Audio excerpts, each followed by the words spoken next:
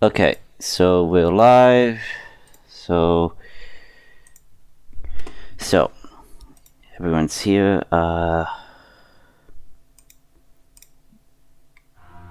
So where we left off with our group is you recently finished up with the task of investigating those buildings under suspicion by the Duchess's spy network that she had in place.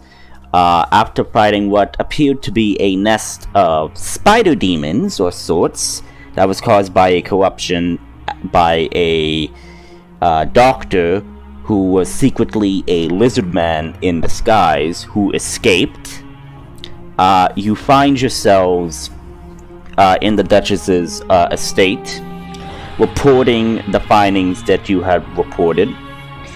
And she was about to prepare a reward after you had a rest and healed from your injuries.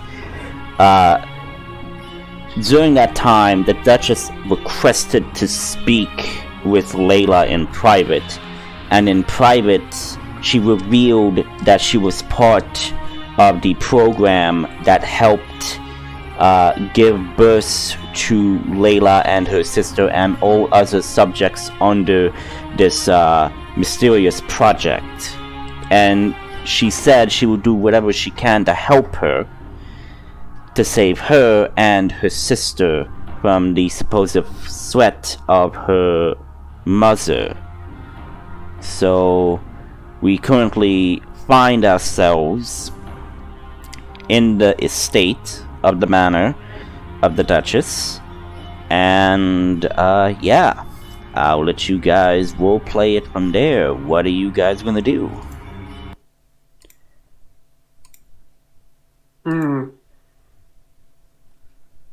Well, I do not have any further business. Well, actually, Agent still wants to craft a shield, actually. I almost forgot about that. The Shield of Shielding. The Shield of Shielding. Right. Yeah, it was a while ago I posted that one. Yeah, I will check the homebrew section. Yeah, it's just, scroll up a little bit. Yeah, I see it. Shield of Shielding. A shimmering shield that is almost invisible. Okay. And twice per long rest you can cast shield on yourself. Okay, and my question is, is it like a regular shield where you have to strap it on? Or is it like magically summoned by a trinket? No, you have to strap it on. Okay. Yeah. Good to know. So, I don't know if you were doing research on that, because you were mostly doing research on your Thunderfang. Mm-hmm. So, I believe that if you wish, you could do research. I mean, you do have access to the Duchess's massive library of research and other tomes, so you could possibly do research there or go to the library. It is entirely up to you.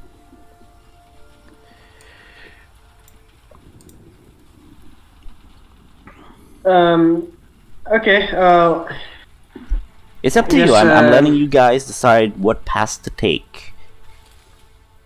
I guess yeah. I guess Oris will ask. Sorry, go ahead. Go first. Okay.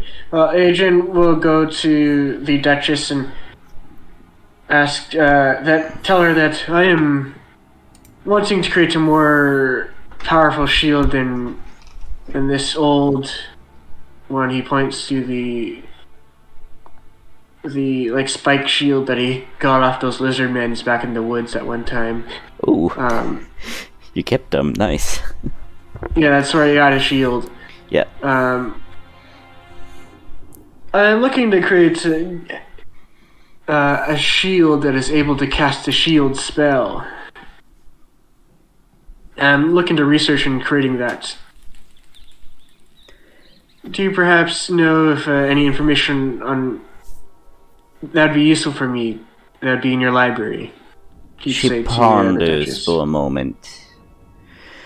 You wish to create a shield that has the ability to use the enhancement spell that casts a spell known as shield, as I believe. Yes. You want it for defense, and you want it for defense against enemies that could be more powerful than you if you are not reacting fast enough. Yes, indeed.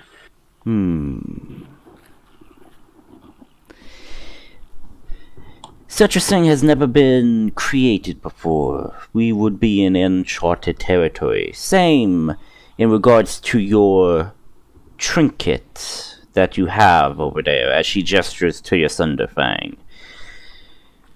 This type of magic has never been attempted, especially on a shield. I have heard of wings that is supposed to increase your own defenses, both magic and non-magic, but I do not know much. If you so wish, you may investigate it further in my library. I have heard of some wands and also rings that are also able to cast spells as well. That they were people or magical beings have been able to imbue wands with spells, and the wearer is able to use those spells a number of times. I think this shield wouldn't be too similar. Would be probably similar to something like that.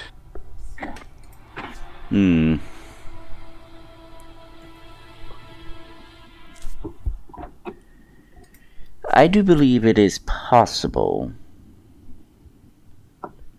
There is the ring of shielding, and it is quite rare to have. But I do believe it is possible to create something like that. However, this type of trinket would take a couple of days at most to create.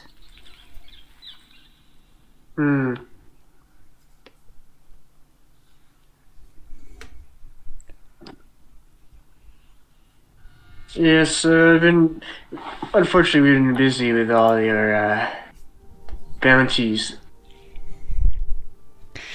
You mean investigations? Yes. Yes, investigations, and yes. I do not know what my companions wish to plan to do now, but I'll let them know. Well, if you so wish, you may conduct research, and if you are indeed moving to Kiron, I can recommend you a friend of mine who also studies in enchantments, who could help you with your research. They're fairly new. They're fairly new since they recently graduated from the magical school from Fihum and recently moved here. So they're a bit, how shall I say, new in the sense of working. They're not well known, but they are very skilled.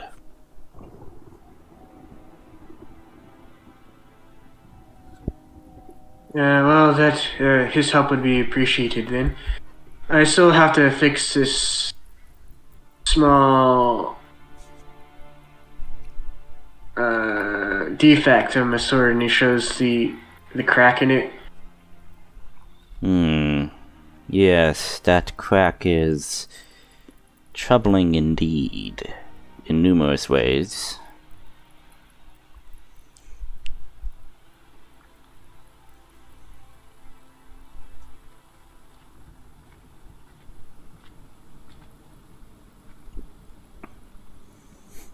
Oh, but Adrian is from Few Realms. He might know some people too as well, but...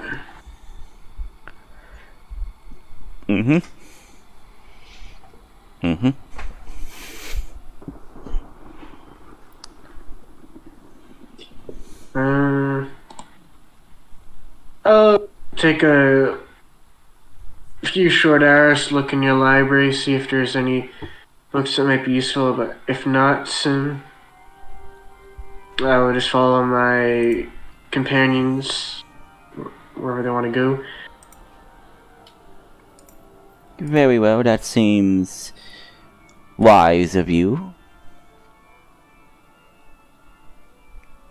Okay. Thank you for your help. And he bow and leave to go to the library and start looking. Alright, Books. after you did some resting and all of that. So, Yeah.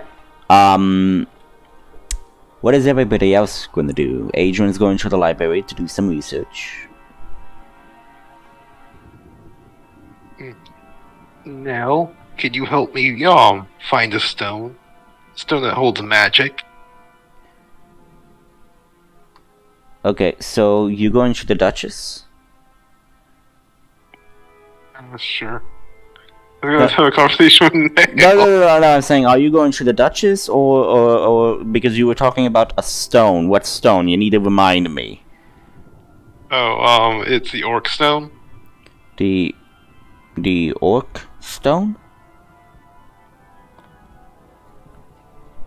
Let's see. Yeah, could you tell me the name so I could look it up? That's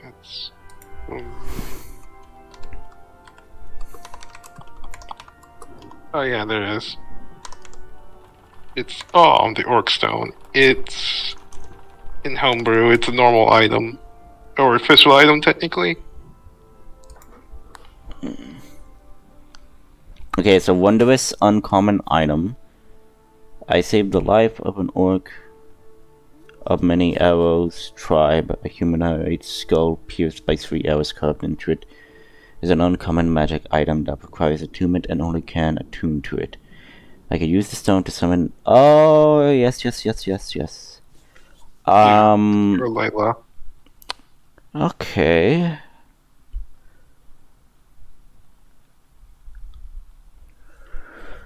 Well. Okay, so you want to create it, or you want to try to acquire it? Create it. It's for Layla.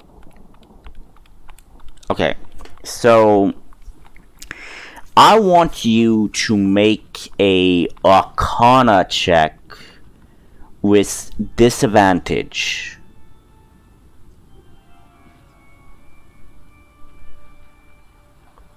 The guy has okay, but he has a -1 in it, so it's not gonna be special. Okay, so you try to recall how a orc stone, in a sense, is created. However, you can't recall much about it, but you do get the feeling that you need to take a stone that is unique and special and do certain arcane tribe runes on it. You can't paint a picture to it, but someone you knew was an expert in these type of magical arts, but you can't remember. Your mind seems to be a bit foggy as you try to remember this.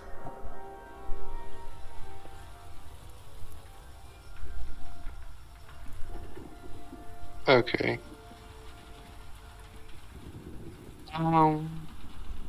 He's gonna ask now if he can help.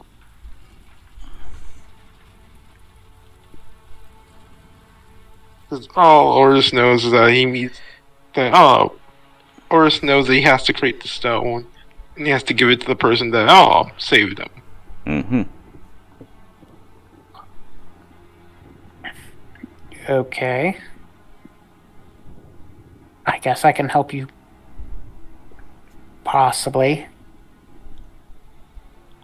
Are you wanting to make an Arcana check to figure out how this stone supposedly works?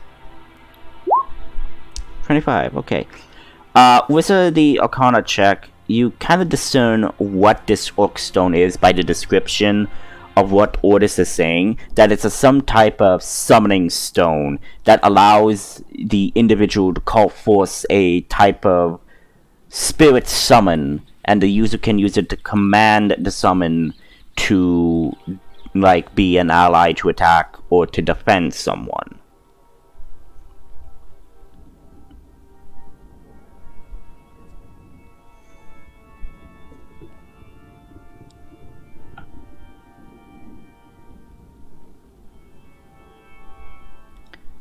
However, it needs the specific runes, which you do know, but you don't know if it's the exact same runes, because again, this is a bit more of a orcish and giant tradition, not a tradition that you know of, but you kind of get the gist of it. So you could potentially aid Ortis, and if Ortis can make a high enough wisdom or history check to remember the runes. And I would say that if you wish, you could roll your Arcana nail to help create the object, which will probably take a day to create. Okay, I'll help. Okay. Let's roll another Arcana check.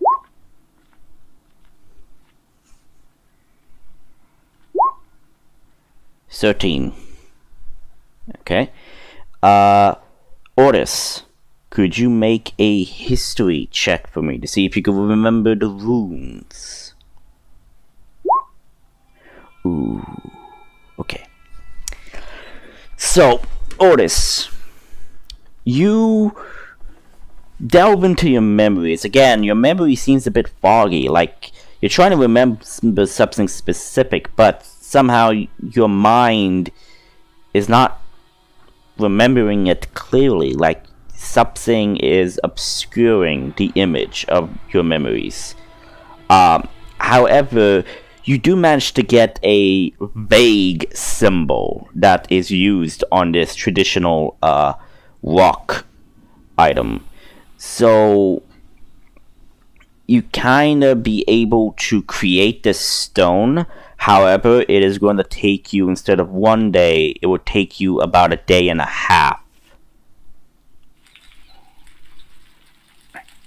So it's going to take this day and half of the next day to complete this item. Okay. I guess he'll look at some. Go into the library and look at some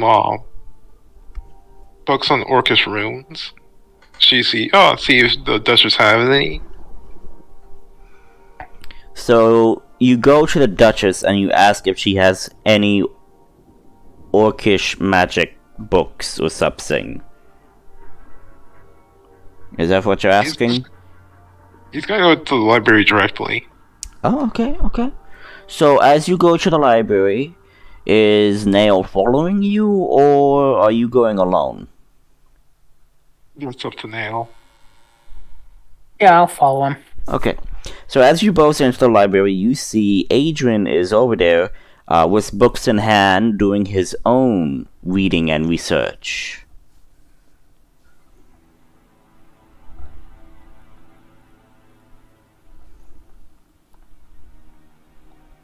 Morris will take a peek at what he's trying to make.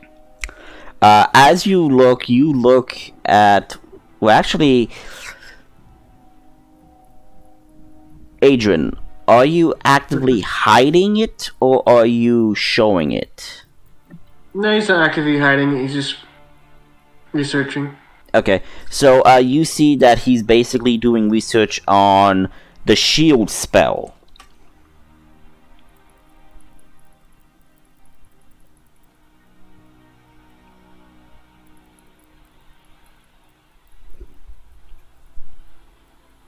Can you actually... what a coincidence. I am in the library as well. I'm just doing some research. Did you actually learn that spell? So you were a sword type. I believe I cannot, but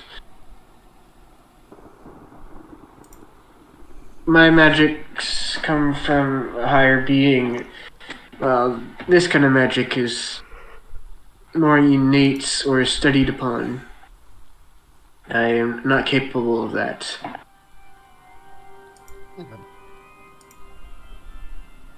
And I guess Ortis is going to start trying to look for a book on runes evolving Orcish magic. Okay.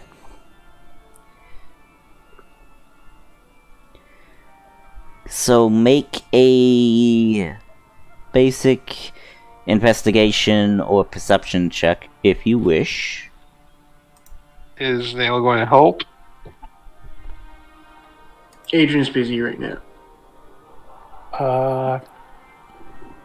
Yeah, I'll help however I can. Okay, so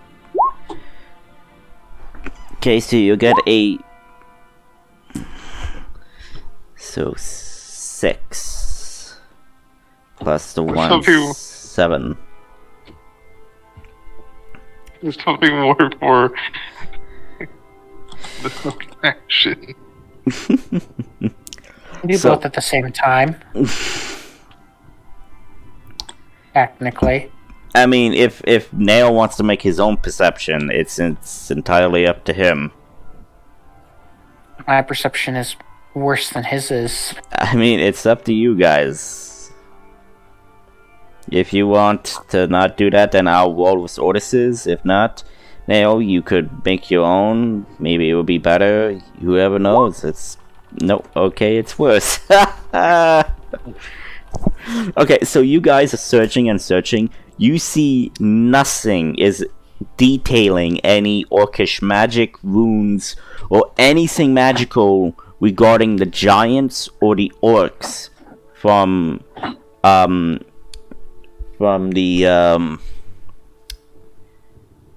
Gunkar. So you don't know much.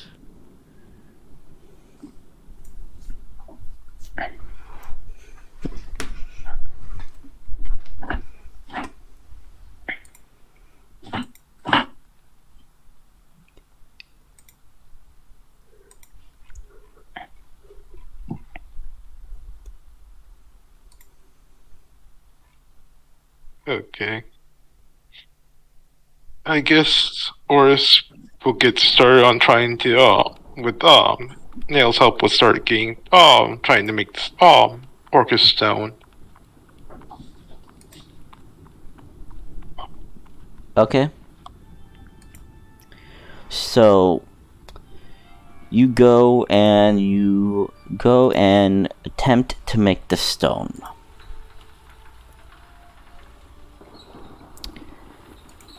So like I said, it's going to take a day and a half to complete this. So while you are doing that, and while Adrian is doing his own research, Layla, what are you doing in your time of rest? I go to the Duchess and ask her about this shard of obsidian I got from the raid. After she gave you some information about your past, sure, go right ahead. You go up to her door and you enter, and she sees you and says, "Ah, Layla, what is it that you need?" Oh yeah, I found a shard of obsidian when I was on the raid.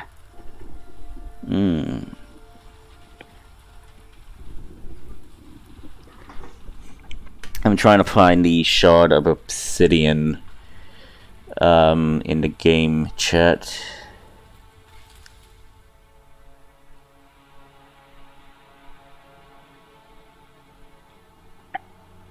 Trying to find it.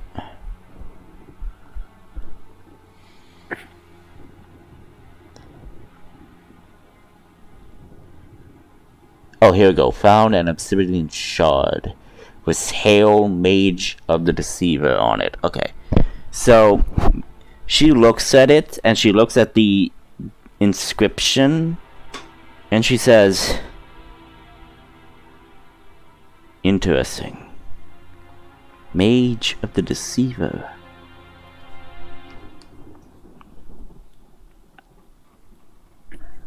Where did you say you found this?" It was in one of the boxes when we were investigating one of the warehouses, I think.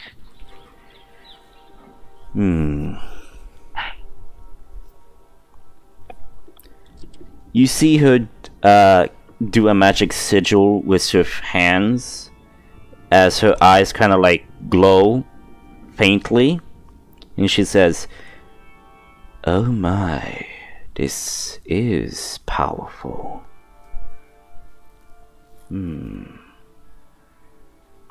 This appears to be an arcane focus of some sort, but apparently it grants imbued power in your spells.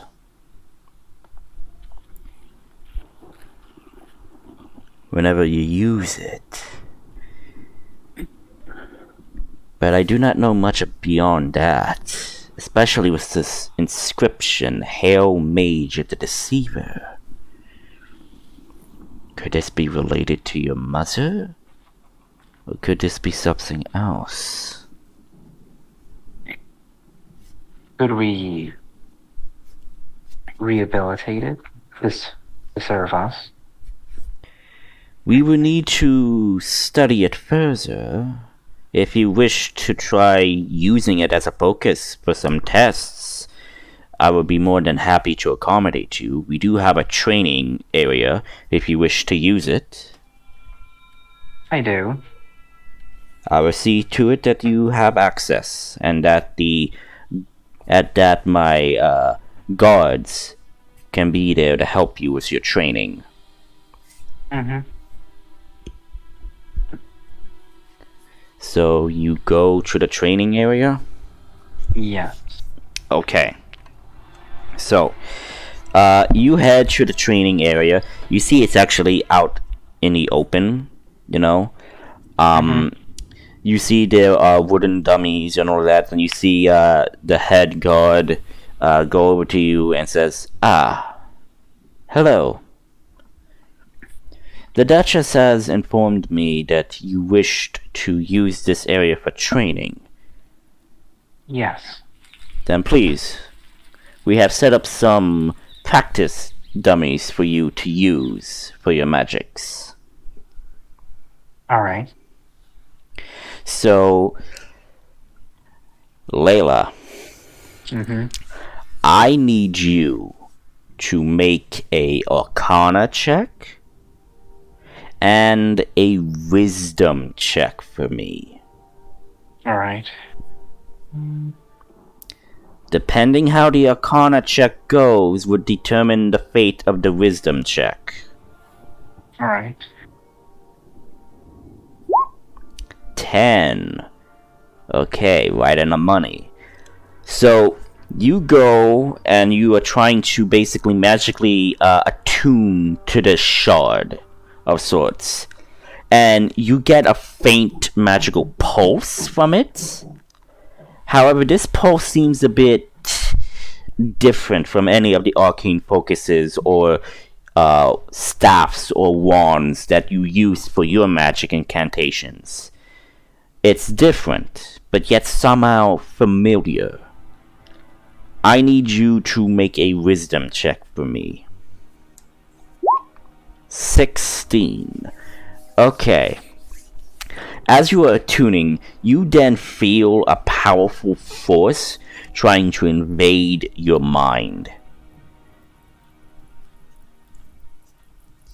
And Right. And as it's trying to invade your mind, you kind of like manage to push it back. However, it slowly kind of like reels back from your immense power and instead basically gives a sense of submission to you. Do you allow this submission of power to flow through you?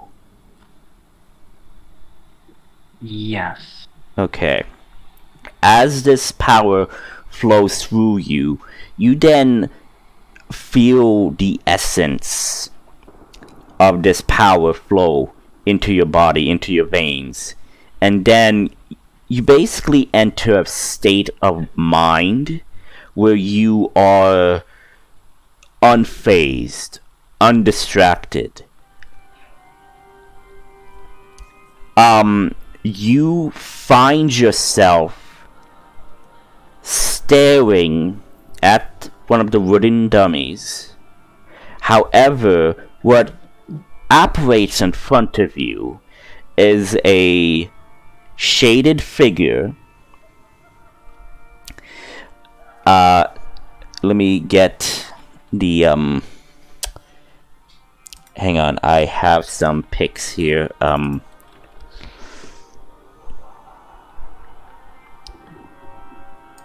Crap. Is it in my NPC slots? Yes. Okay. Yes.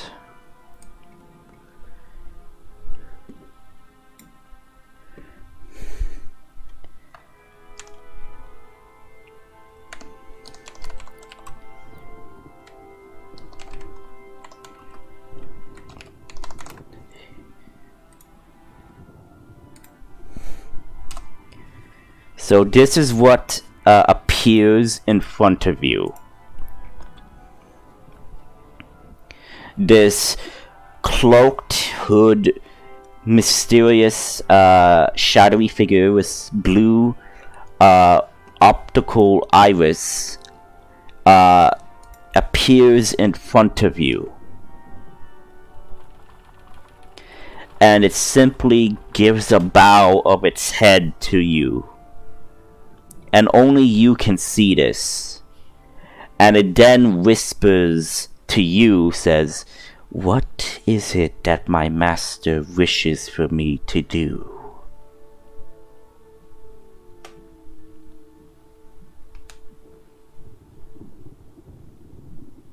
Your master, are you referring to me, or?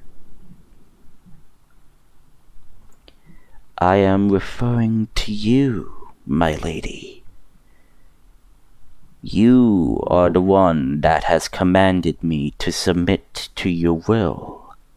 I am here to serve you. Very own minion. Like the spirit so far. Only one who's not a total asshole. Anyway. So who are you? For starters, minion. I am nameless. I have no name. If you wish to bestow a name upon me, I submit to your decision, my master. I'll think of something. For now, we'll leave that be. As you say, my master. Do you know of anything about the people who wielded you before me? My memory is foggy, but I do remember serving a powerful magic user, but I do not recall their name.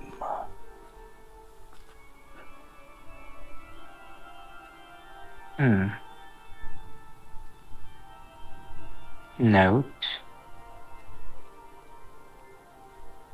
What can you do? I serve you, my master. What I can do is enhance your magical capabilities and bestow upon you power, but at a price, of course.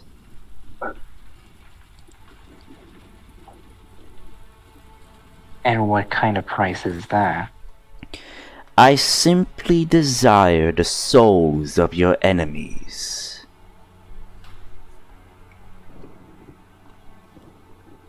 Okay, that seems like a simple exchange.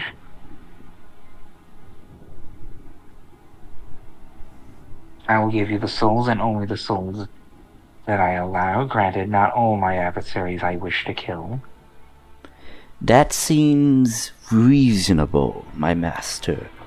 I accept these terms. There also may be an issue with facing undead creatures. We're facing a lot of those lately. Do you mind? So long as my hunger is satiated upon the souls of your victims, I shall be accepting whatever entity you offer me to devour. Awesome.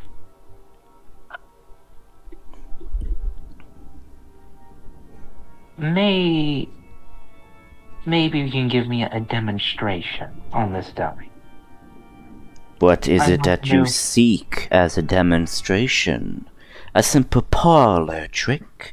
Or excruciating, devastating pain? Damage. Enhance my firebolt. Ah, the firebolt spell. One of the most simple spells, but yet the most effective. Very well. Begin your incantation, my master. Leave everything else to me. I cast firebolt and shoot at one of the dummies. Okay, so, let me look at your character sheet for a moment. Mm-hmm. So if I'm trying to remember that with spells, you have a spell thing. Basically, whenever you, okay, so it's +7 with firebolt, with your spell modifier. Okay, so whenever you cast a spell, as long as you are attuned to this stone, you get a +2 to your attack modifier. Okay. So you go and you cast your firebolt. It attacks the dummy. However, the firebolt is not of fiery red and orange. It is of a dark blue and azure-like color, as it engulfs the dummy in a burning fire and burns. However, when you casted it, you felt a bit of surge of power that leaves your hand as you finish the incantation. And this entity approaches you and asks, "Is this sufficient enough to please my master? Or do you request something a bit more enticing?"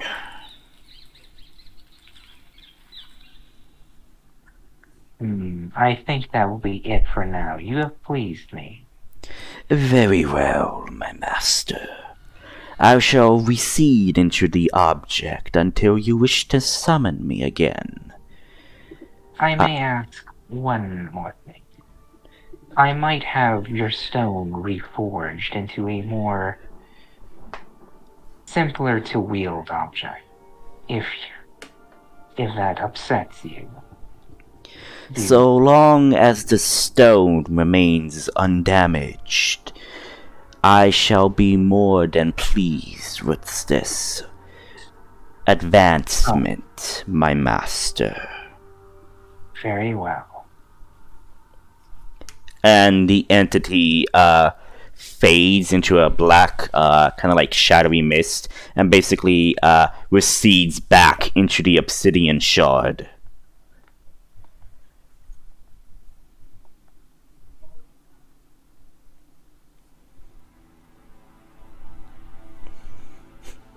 Well, made a new friend. He seems very kind, unlike some people. But either way, we'll go tell the Duchess about it. Oh, okay. So as you're going back to the Duchess, Adrian, Ortis, and Nail, since you're doing research, I will allow you to make a intelligence roll, like a perception. So I could, okay, scratch it. I will allow you to make a perception, investigation, or a history check. Okay, you could pick either 3 for your research, and if you roll high enough, I will give you a decreased estimated time in your magic item crafting. If you roll high enough. Okay. I guess I'll go first. I'll roll perception. Right. 23. Nice. Okay. So now you're helping Ortis. So you're using your investigation. Are you using guidance for this as well? 4, 13. Okay. So Nail, you managed to find some runes that appears to be not of the origin of Forlumen, and you kind of like go and ask Ortis, and Ortis does actually recognize that this is Orcish. And he could translate these runes, these inscriptions, basically. So Ortis, if you are going to make an Arcana or a History check, you would have advantage in the crafting and research on this item. For Adrian, as you are looking through these books, these tomes, you do come across the type of enchantments that is used when making the shielding spell being enhanced to an object. And you learn that depending on the size of the object, the more magic and more time it would take to enchant this object. And it says, as a good example, for a ring, it would take up to 1 to 3 days. And for anything that is larger than, say, of a handheld object, such as like a sword or a staff, it will take at least twice the amount of days. But since you did your research and you know about this, you could cut that to at least minus 2 days if you go with the shield.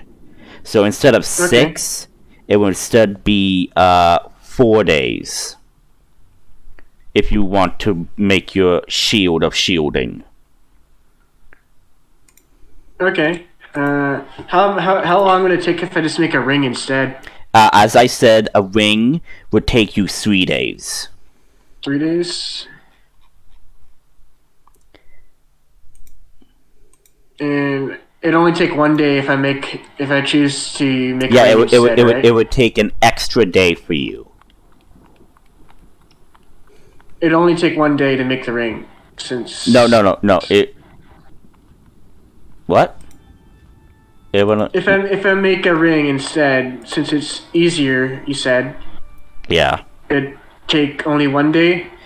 No. I said it would take you up to 3 days, because again, this is a rare magic item. If it was uncommon or common, it would take you like 1 day or a day and a half. But since this is a rare magic item, it would take you 3 days. Yeah. So the only difference between the Ring of Shielding and the Shield of Shielding is the Shield of Shielding would take 1 extra day. Okay. Yeah, just make the shield then. Okay, so it will be 4 days of crafting to make this Shield of Shielding. Yeah.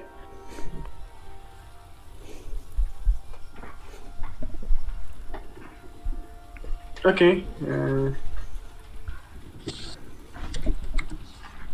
So yeah, so Ortis, if you want to make a Arcana or a History check, you will have advantage when you are doing your magic item. Okay.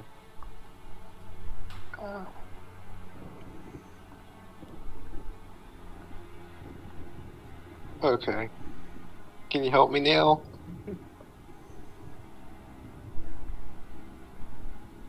Neil?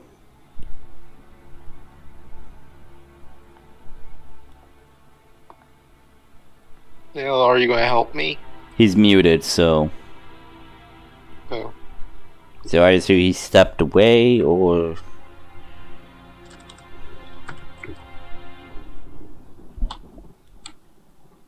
Okay. okay. Cool. 15. So, as you look through the tomes, you manage to do translate some of the runes, and you actually do begin to remember the basic runes that are used to make this orc stone.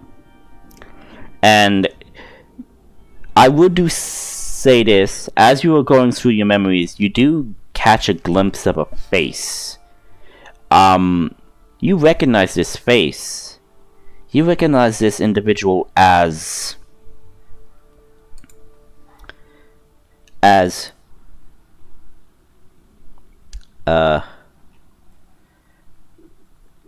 Gertis, your sister.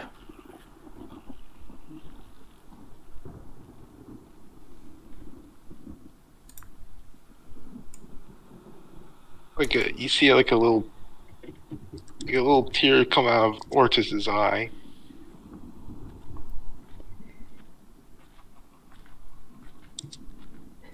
Because for some odd reason, you could not remember your sister's name or face. But then all of a sudden, you remember her.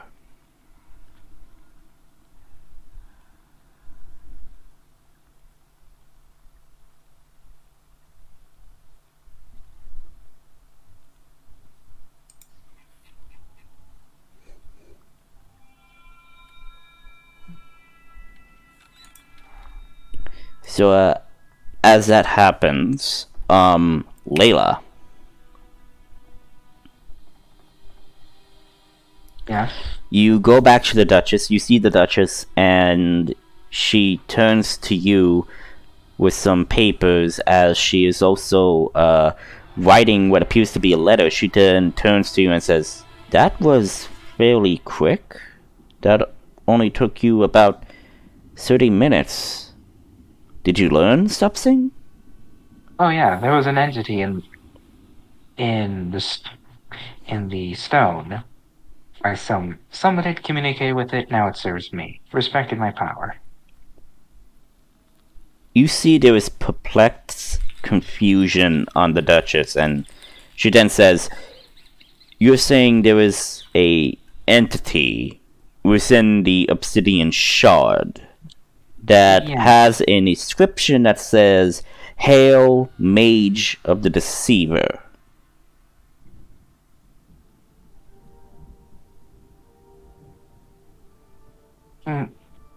Yes. It doesn't seem to remember much about its previous master. Had an arcane fight with it. I won, respected my power, and now it can give me a boost to my magic attack. This is Very quite, Seems to be nameless as well. One that just exists. I see.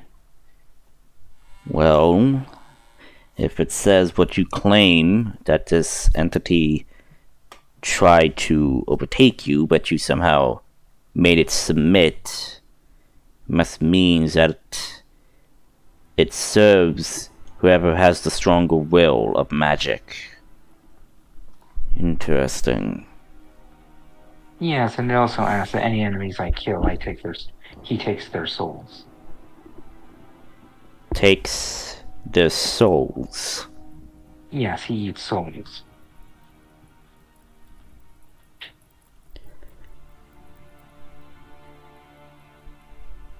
Of anyone I kill. Did you ascertain if this entity was speaking truth? It's kind of hard to tell if it's telling the truth. It just seems to be like an obedient puppy. Very well. I just say be wary of it, I guess.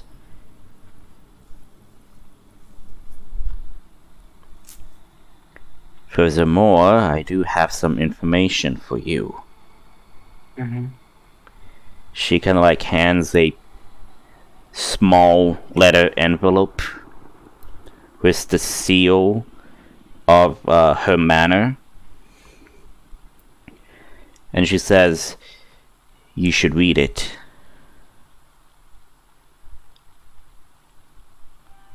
I open it.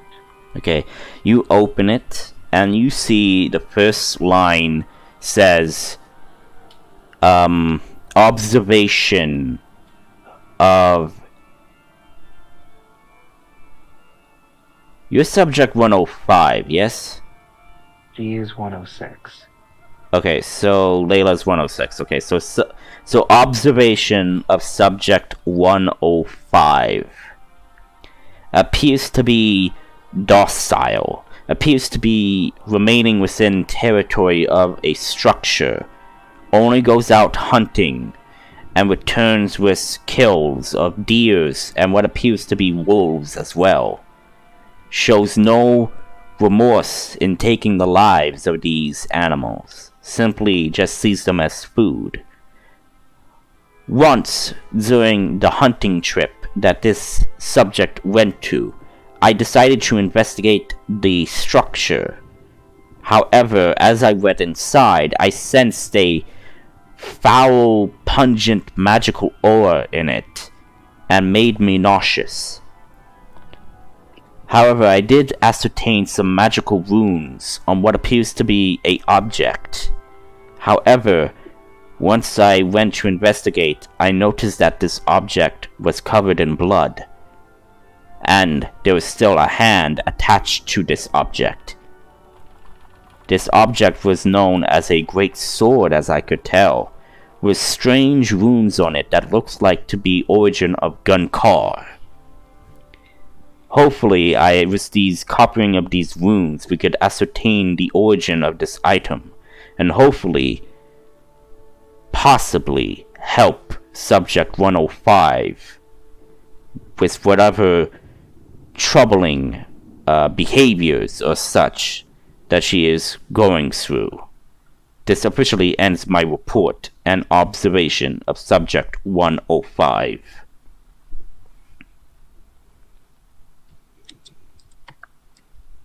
Guncar. What is that? It is a continent that is filled with Vikings and tribal warriors, such as your friend Ortis. He originates from there. It is land to the orcs and the giants. Why is a sword like that doing here? I do not know. As far as I can ascertain from these runes, I can't basically translate much of it, but it seems to be something with the one recurring word, Ragnarok. Of course. Well, when we get there, we'll probably figure it out. Who knows, Otis might be able to read some, if it came from his homeland. Indeed. Could be very useful.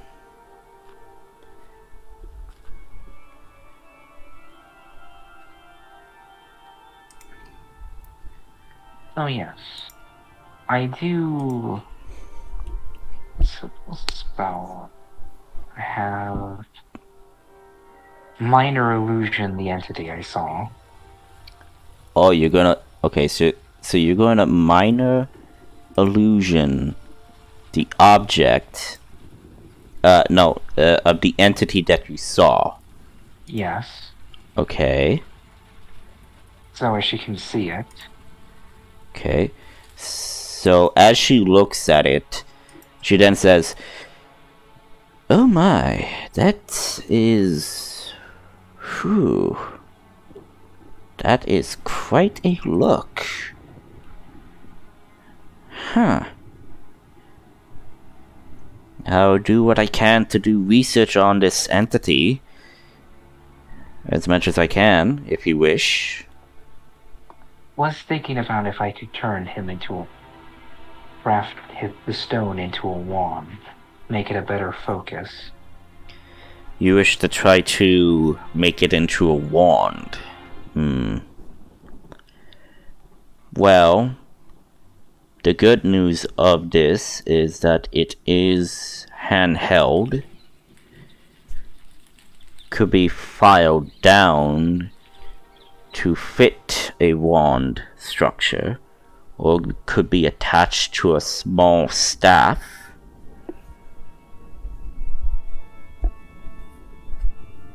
Perhaps a staff, but You can take the stone if you wish to research it further.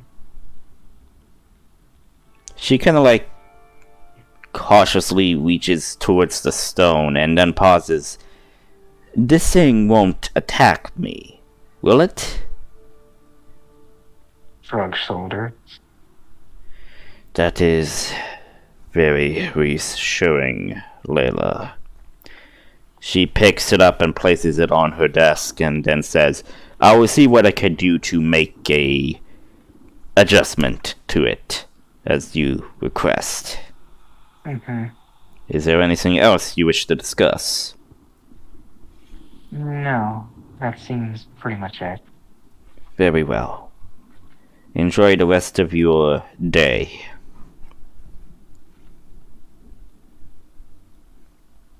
I leave the room. As you leave the room, you then see the Duchess's youngest daughter. Let's see. Elizabeth, I think her name was. Yes. It was actually Eliza. Ah. But Elizabeth for short. No, Eliza. I don't know. Amazing. Eliza. Whatever. So you then see her approach you and says, Hey, your friends are grouped up in the library doing something in there. I don't know. That you should know. They're probably doing research on some things. Ooh. But thanks. By the way, I heard a rumor that you found something nice during your investigations. We found a lot of things. Could you show me? Maybe later. Promise? No promises. What if I were to offer something? You seem to be very pushy, Eliza.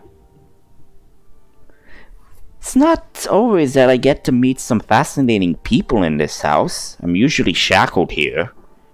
Not against my will, but it's just I can't see the outside world until, I pass my studies and coming of age and all of that, so I guess I'm a bit bored.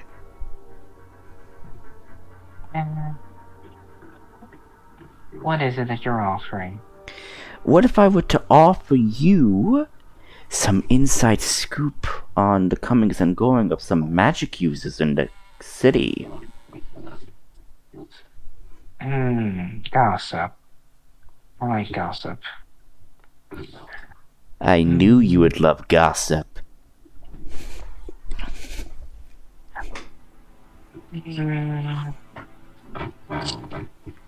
Unfortunately, the thing I found is currently being looked after by your mom. So, you're gonna have to wait until she's done with it. Oh, come on, can you show me something else that you found during your investigation? Anything, please. Anything to get me away from my studies. I'm begging you.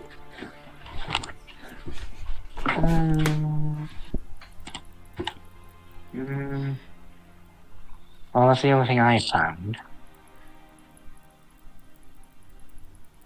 But tell you what. How about I show you off a new spell I learned? Ooh. What is it? I'll show you. I take her to the training yard. Okay. And I go back to the 3 dummies. Well, Okay. 2 and a burned one. Okay. She's all giddy right now. She's excited. Right? She's 12. I mean, come on. She's excited. I understand. Then, gathering in magical energy, I perform black tentacles on the dummies. Oh.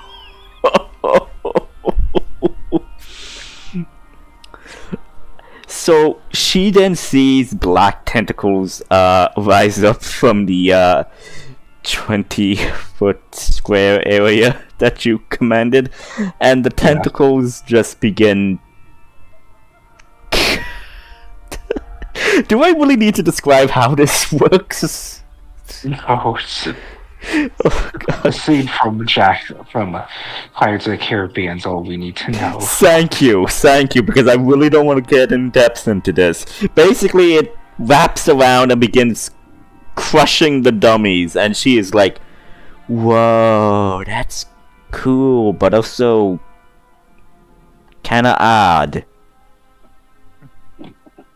Why did you invent this spell as one of your new ones? The one that came to me. Huh. Well, seems cool. There's also another one, but it's actually requires something intelligent to hit with. Oh, she kinda like backs up. I don't need to see that.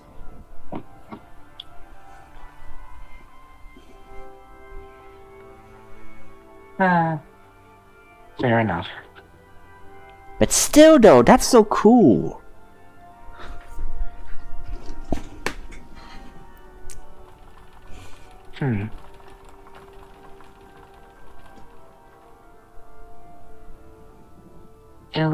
Eliza, Yes? just wondering, are you aware about your other sisters? What happened to her? I know she's currently upset with Mother about something. I know she didn't like what she saw, what was happening in film, but she kind of left the house. I know she's probably around, like, the territory, but other than that, not so much. We ran into her once. Oh, you did? She's hanging out with a bunch of other wood elves, I think. Huh. Don't you mean the supposed, magical druids that live on her land? Oh yeah, them. Ah. Yeah, them good. I believe my sister mentioned them before. Said they were very kind people. Yep. Where was I going? Do you think she'll ever forgive your mom? Or they'll ever make up? Here's hoping. I do miss her greatly. She used to always tell the most amazing stories during her travels and training with the guards. I miss that. I miss my sibling as well. Oh, you have a sister? What's she like? Yeah. What's she like? She asks excitedly. It's been a while and my memory's foggy of her. But let's say similar to me but taller. Wow. And much more of a brute than magically inept than I was. She giggles. I guess that's something similar that my sister has with yours. She's a bit of a brute herself. Granted, I'm trying to find her, but not entirely sure I will like what I find. Well, she kind of like places her hand on your hand and says, she's your sister. She's your family. If anything happens, you'll always find a way to help her out. Because you love each other. That's the most important thing.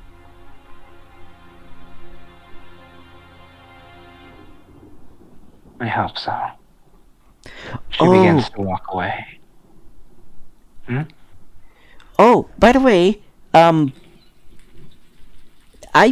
wanted to ask something about your clothes. What about them? Where do you get them, or where do you go to buy them?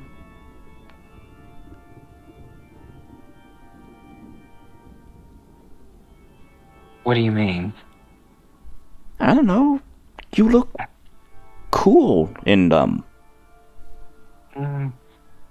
Was given. They gave me this, but for my job. But either way, I'm sure you have plenty of money for your mom to buy you what you want, or you can buy yourself what you want.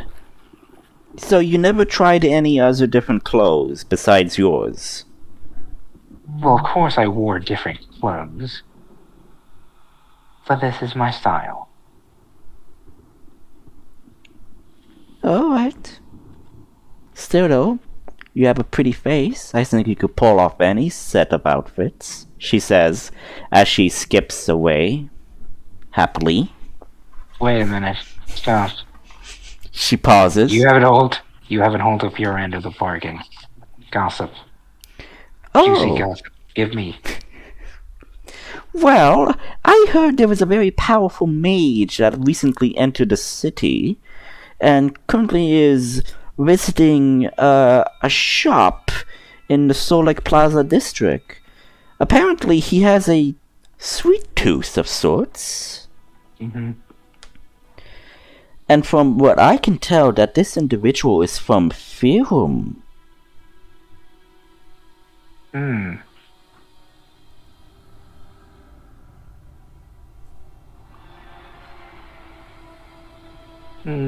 50-50 chance on him being a complete nerd who I have to kill. But either way, might be handsome. And as far as I could tell, he's supposedly part of the Magic Council.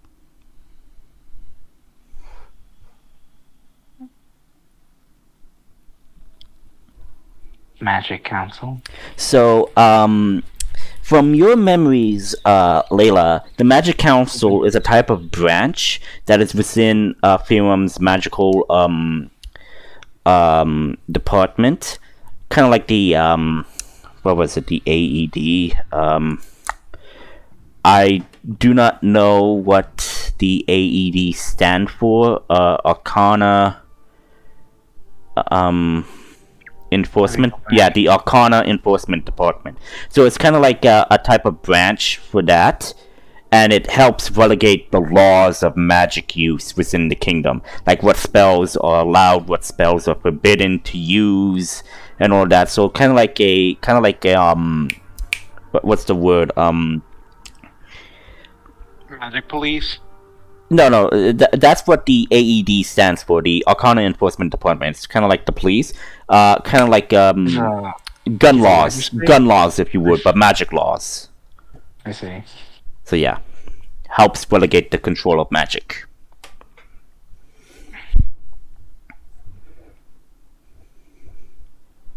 Anything else about this man?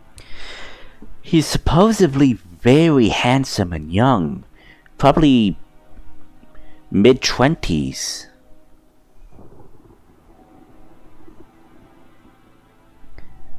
Tan skin, brown hair, elvish, if I believe.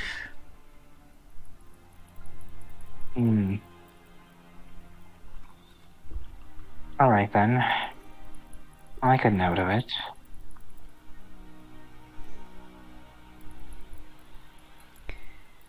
She then Any leaves. No, say what you were gonna say.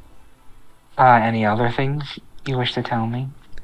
I do believe there was some magical, illegal fighting in Ravenspire. Betting and all of that with magic. Supposedly could be good pocket money. Indeed. I do like gambling. She kind of like, she kind of like winning more. Yeah, she kind of like mage hand a slip of paper to you with the address of where this supposed illegal magic gambling is happening, and says, "Win good money,"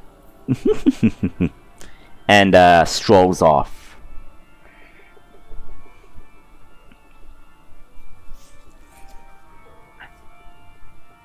Alright then.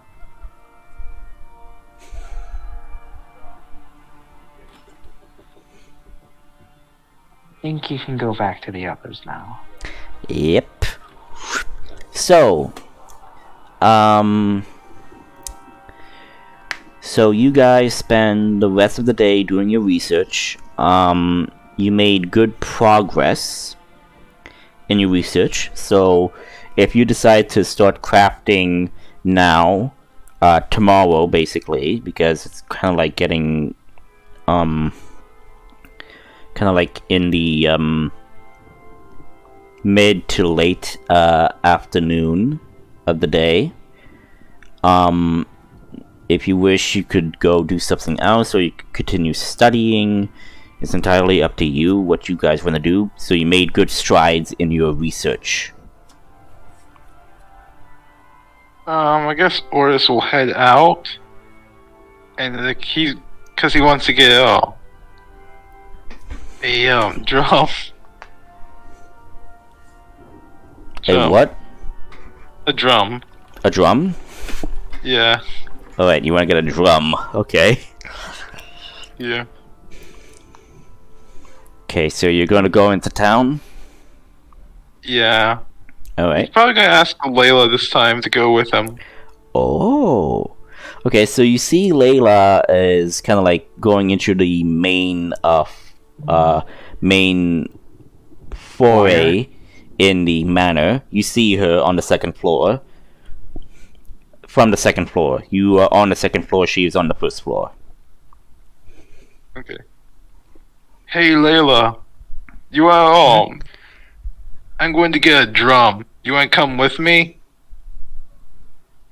Sure, I have nothing else to do.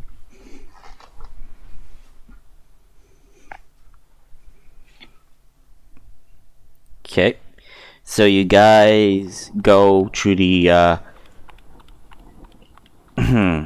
you go to the Plaza District, and you go and find a music store, and you do find a different instruments.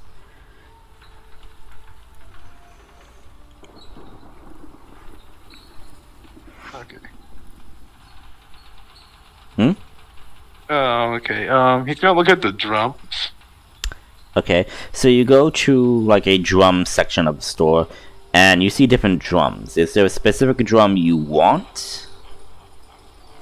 I guess a hand drum that's for Ortis's size. Okay, so a hand drum is basically like under the shoulder as you drum away. Is that how it works, or? Let me look up what a hand drum looks like.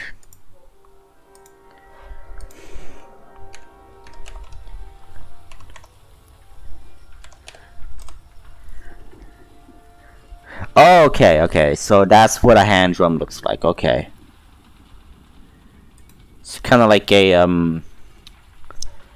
a frisbee and all of that. Okay. Okay, good to know. Good to know.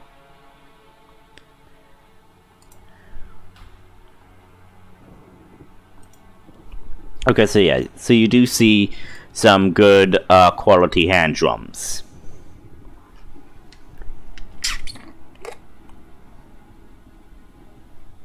Okay. Is there one for Ortis's size? Yes, there is. Okay, Oris will pick it up and do a little test. Okay. So you play a little of it, and it works fine. It is finely made. There is no there's nothing wrong with it.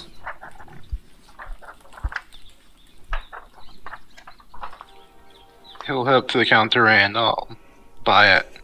Okay, it is going to be 6 gold pieces. Okay.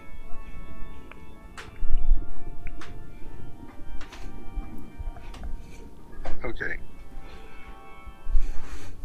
Oris buy hand drum. Okay.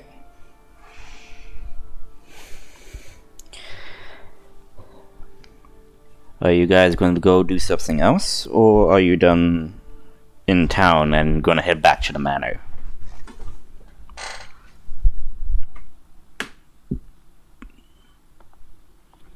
On our way back, I do ask Otis what they were researching in the library. You mean the elf man? He's making a magic ring that protects him. Shield. Magic shields. A shield that will protect them. A shield. An oxymoron. What's next? He's gonna want a sword.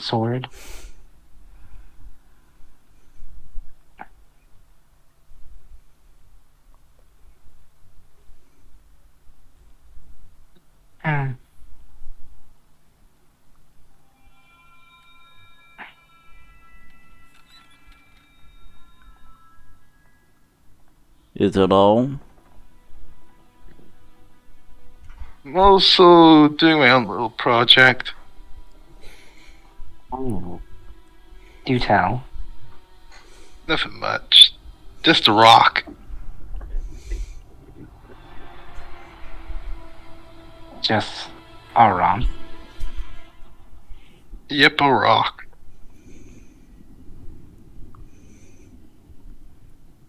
I just found an obsidian stone that has a spirit in it that now serves me.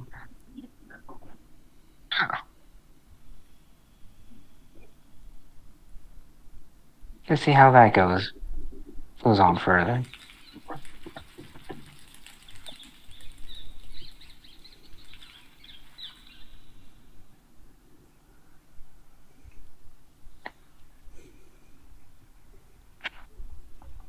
So, are you guys returning back to the manor? Or are you going to look around? Okay, so you're returning to the manor. So you return to the manor, and it is almost dinner time now, as food is being prepared and about to be served. Are you all gonna do any last minute things before you eat and then turn in for the night? Yeah, or is just gonna start playing with his hand drum. Okay, roll for me a performance. I have tool persistence. Yes, you add your proficiency modifier to it. Yes. No, I mean I actually have tool proficiency with the skill. You just Yes. have to tell me what attribute you want me to use. Performance. It's a charisma check.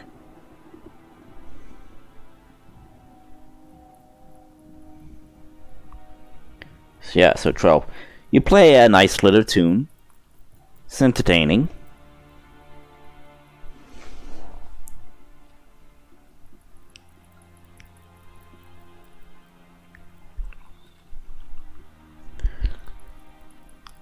Nail, are you there?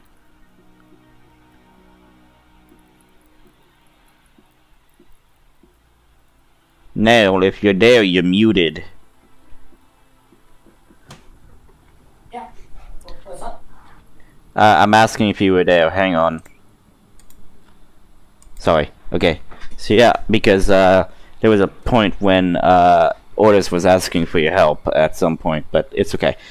So what are you doing in the meantime? Well, I helped Ortis research a pebble. Yes. And I really have nothing to do. I'm basically waiting to leave at this point. Okay. You're not going to make any potions or anything? Nope, I have my super fancy potion that I'm going to wait till we get to the capital to see if I can break it down to see how it works to make more of them. And this potion is... I found that supreme potion of healing. Ah, right. Right, so you're gonna reverse engineer it. Right. Yep. Okay. I'm gonna take it to the Alchemist's Guilds out the capital. I'm supposing they have one of those. Yes, they See have if I different can't- guilds. Yeah. So I have nothing really to do. Okay. So with that, I guess you all eat, and then you're all going to turn in. Well, Adrian wants to start working on his shield too, as well. Though, actually, he has to party first. I believe I have the adequate research to start making a new magical shield for myself. Would you rather me do this crafted at the capital, where they might have more advanced tools and people to help, or shall I start crafting it here at the armory? Do you have everything you need to craft it here? How long would it take? Because we're kind of on a schedule. I think we should definitely wait to craft it until we get to the capital. Okay, We have a few things that are time sensitive, that is true. like a sister to find and possibly a couple of hideouts to raid. And a supposed disease to cure. And the end of the world. That's just a minor one, Just a actually. It's just that the shield might be useful, but no matter. Well, yeah. Well, you have a shield, so you're not entirely defenseless. So, as you all slumber into your sleep,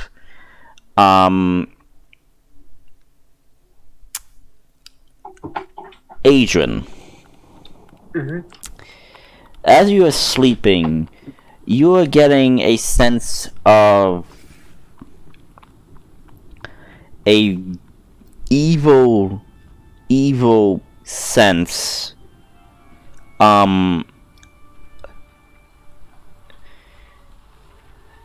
with your magic that you are attuned with Ichigo. You together are sensing a very powerful evil. You don't know where on the island, but it's somewhere on the island. And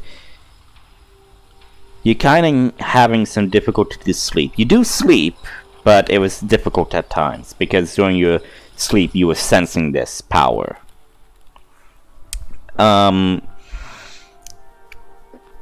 Nail.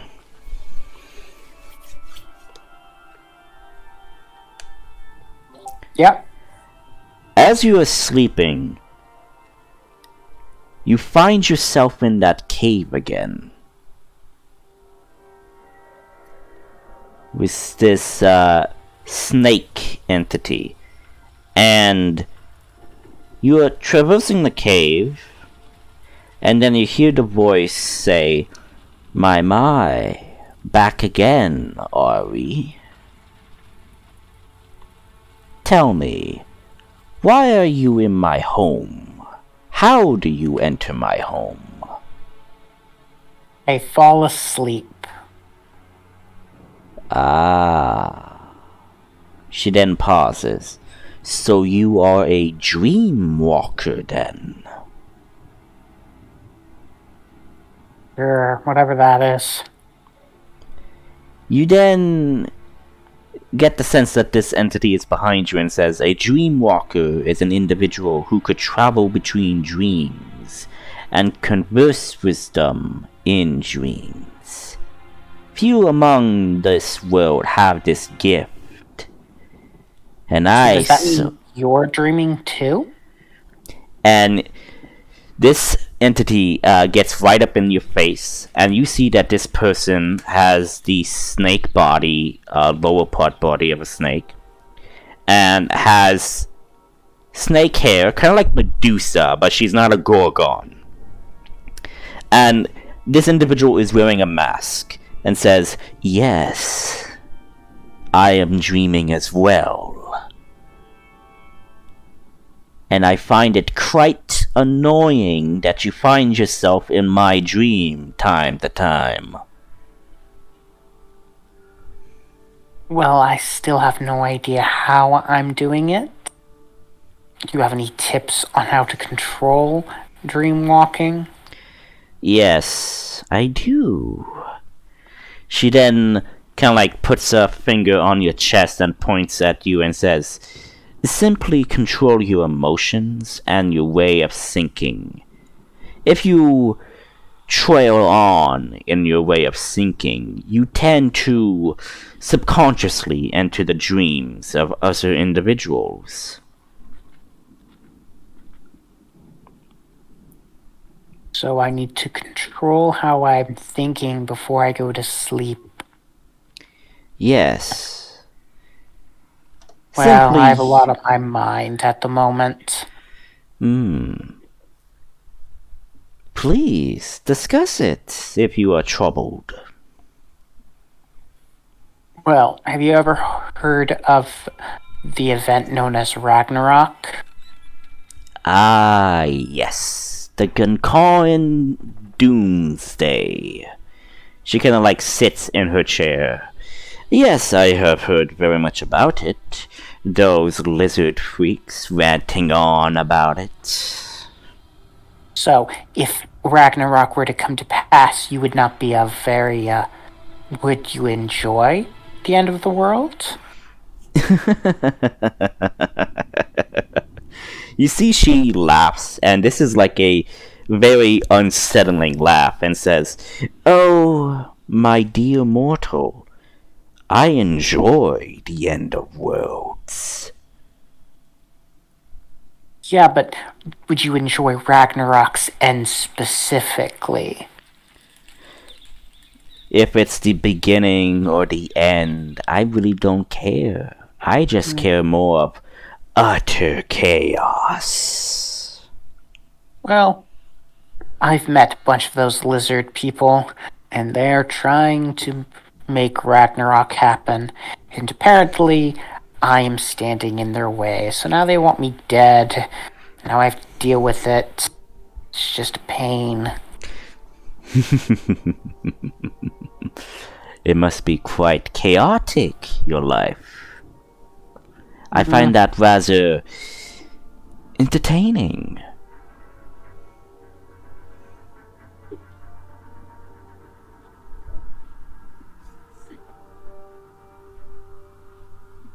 Wow. You know about the lizard people. Yes, I know of them. Question. Do you know what they need to complete their great Ragnarok? Oh. I could tell you. But she kind of like slithers up to you and kind of like around you and then says, "But what's in it for me? What are you offering for this information?"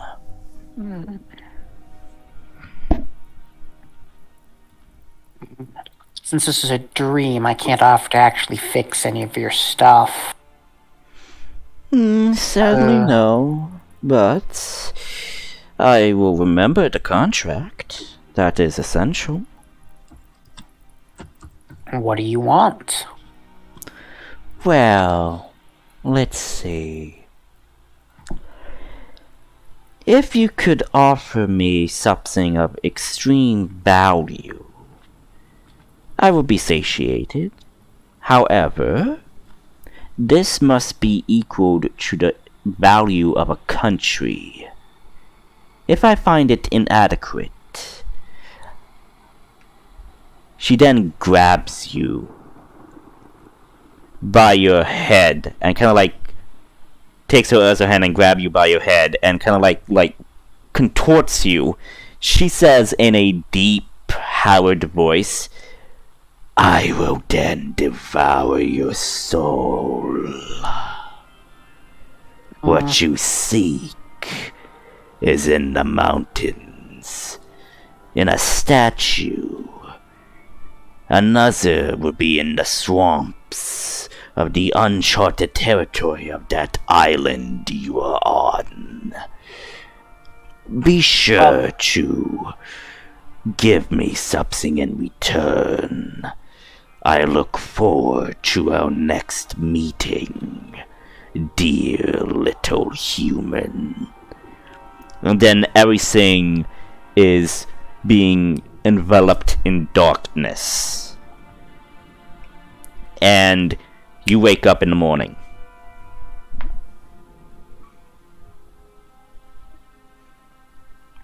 Okay.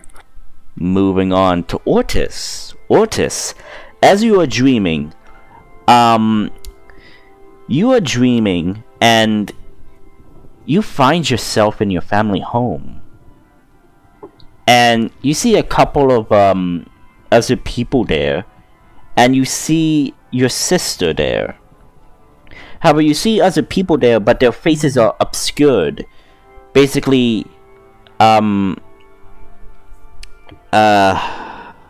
pixelated of sorts. Basically, you can't see their faces. Something is obscuring the view. Blurred. Blurred, thank you.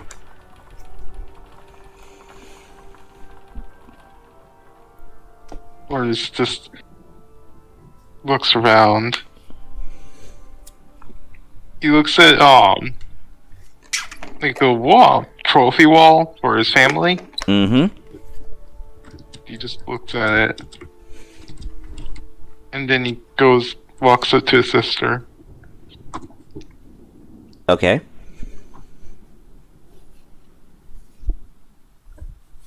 What do you do? In the dream, like Orestes says, What? "Oh, sorry, just a second." Orestes is like, "Is it dinner time?" So as you try to speak, your voice does not come out. And these people are talking, but they're inaudible. However, you do pick something up. You do pick up something about Ventar Haven and a individual that the Black Blood Hands has tasked your group to handle, but you can't remember anything.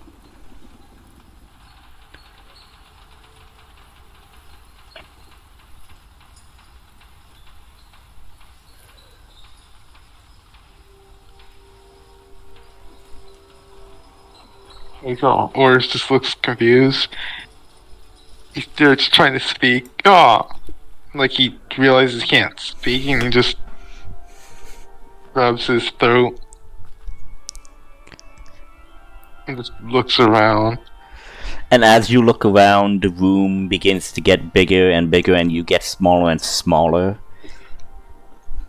As something grabs you and pulls you away from your family, and you are trying to claw your way back to them, but something is just keeping you away from them, and you are having trouble breathing, and you can't reach them, and then finally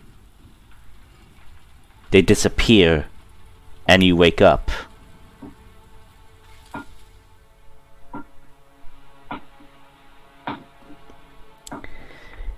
It is now morning for everybody.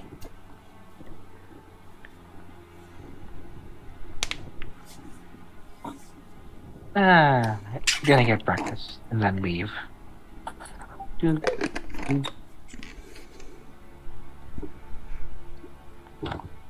I guess Oris is going to get breakfast as well. Hope they made pancakes, or else I'll be very, very upset. I would say that it was pancakes, yes. So, as you get to the table, you see the Duchess there with a chest of sorts. This is like a small chest, not like a big chest, but a chest that's on the table. Okay. So she then says, yes. With the information that you have gathered, I have come up with the reward for you and since you have helped me generously, I shall give you about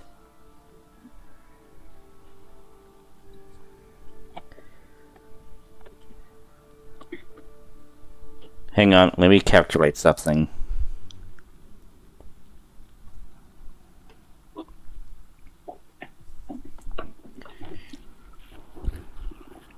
Okay, she will give you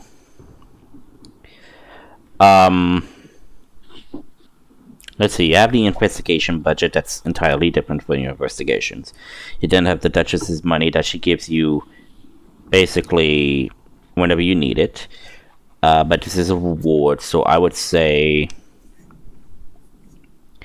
she gives you what's a good I would say, yeah. She gives you about 10,000 gold.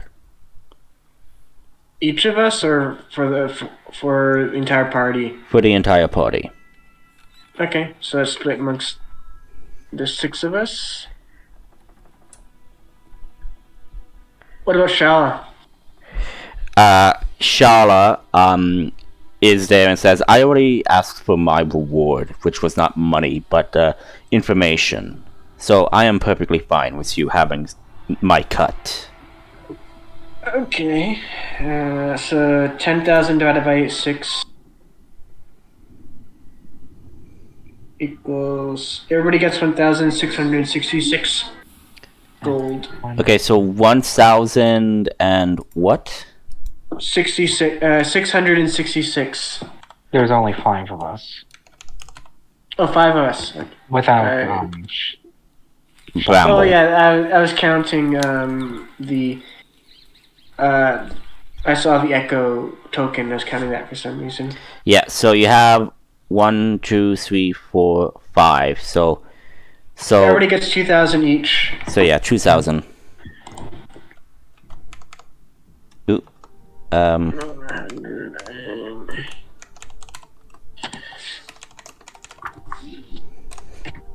Okay. So yeah, so that's for your personal funds. And then the Duchess turns to you, Layla, and says, I do have a gift for you, dear Layla.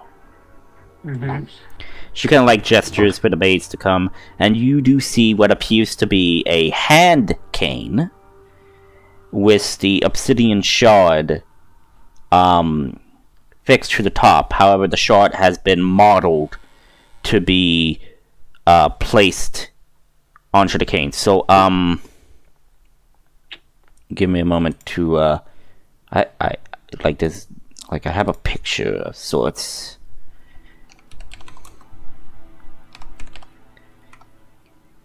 And cane.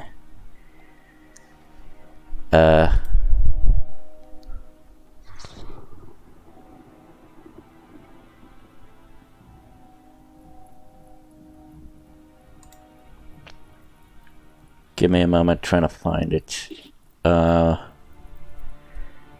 What are you proficient in? In terms of weapons, or you're asking? Yeah, weapons. Because you're a sorceress, so... Let me check.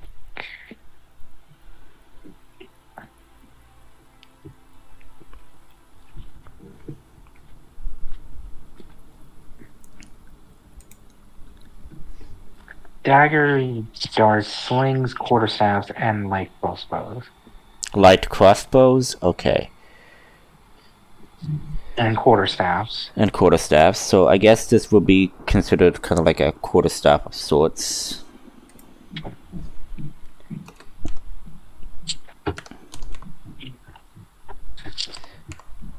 Hang on, trying to find a pic.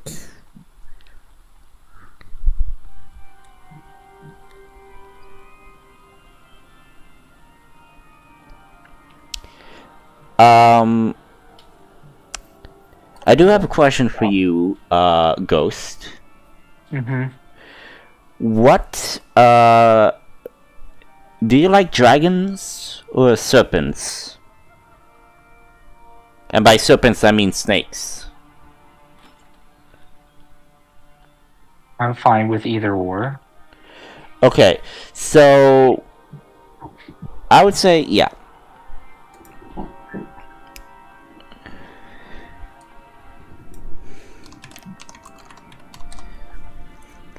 So, yeah. So, you get a hand cane with a cobra head, and she kind of like opens the head compartment, which shows the obsidian shard within, and she gives it to you.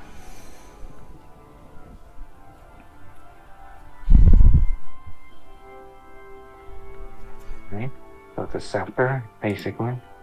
Yes, but it's a cane, so basically you could use it as a hand cane if you want. It's basically not bigger than you, like a big staff. So it's kind of like I would say, kind of like the size of an umbrella, if you would. Oh. Yeah. I thank her for it. You are most welcome, and I hope your journey goes well. Then, yeah, walks away with it. Mm-hmm. I thank you for your service for my city, and I hope that your travels to Kiron go safely.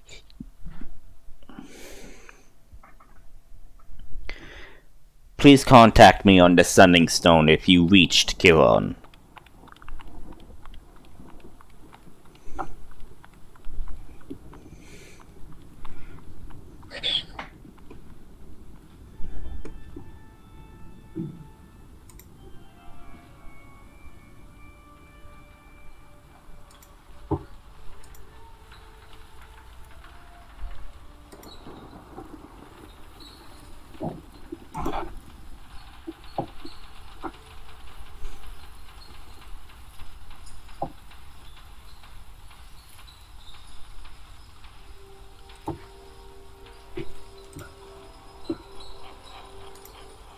Thank you.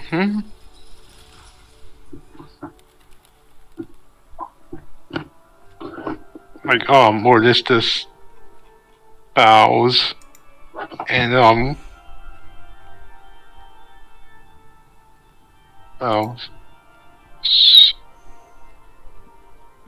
he looks at the others. So, I want to get my, friends.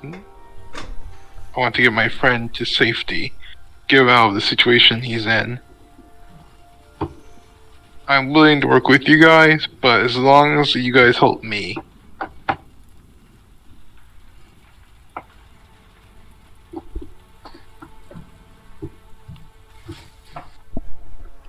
Help you with what? Getting his friend back.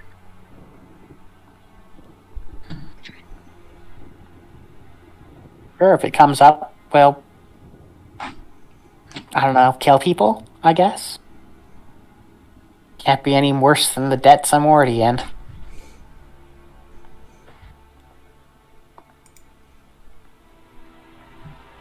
Hey, Dutch. Yep. Duchess, by the way, do you happen to know of a piece of knowledge that would be worth a country? Knowledge? Yeah. Or a singular object? No apparent reason. I guess. Like the little. Guess there was supposed stories of treasure all around the island, or Something, I don't know. Yeah. I bet I'll find something in the tower in the capital.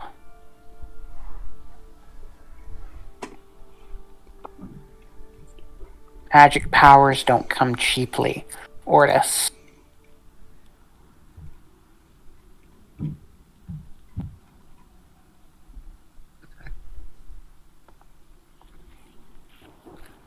Okay. Hopefully with this money I'll probably get a magical weapon around here. Duchess, is there anyone you recommend to get who sells magical weapons? The magical weapons here are a bit limited. But I do believe within Kiron, around that area,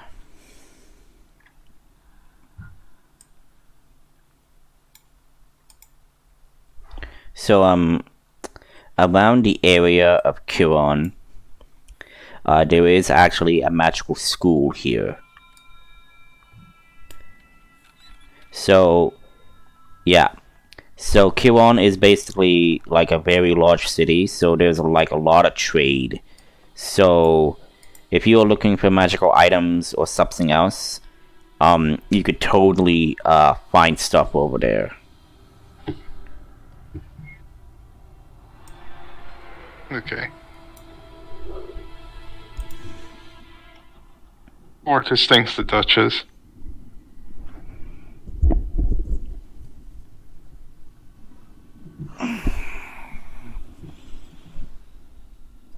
So, is everyone ready to go? Yep. Okay. So, my big question is, what path, what route are you taking?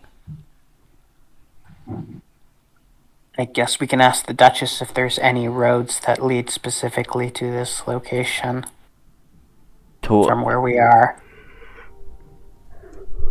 Oh. You know, what roads she would recommend to take this route. Okay. As she is looking at the map as you are describing it, she does give you a general road direction. And that that the locations that you are going through are basically a bit on the unbeaten path.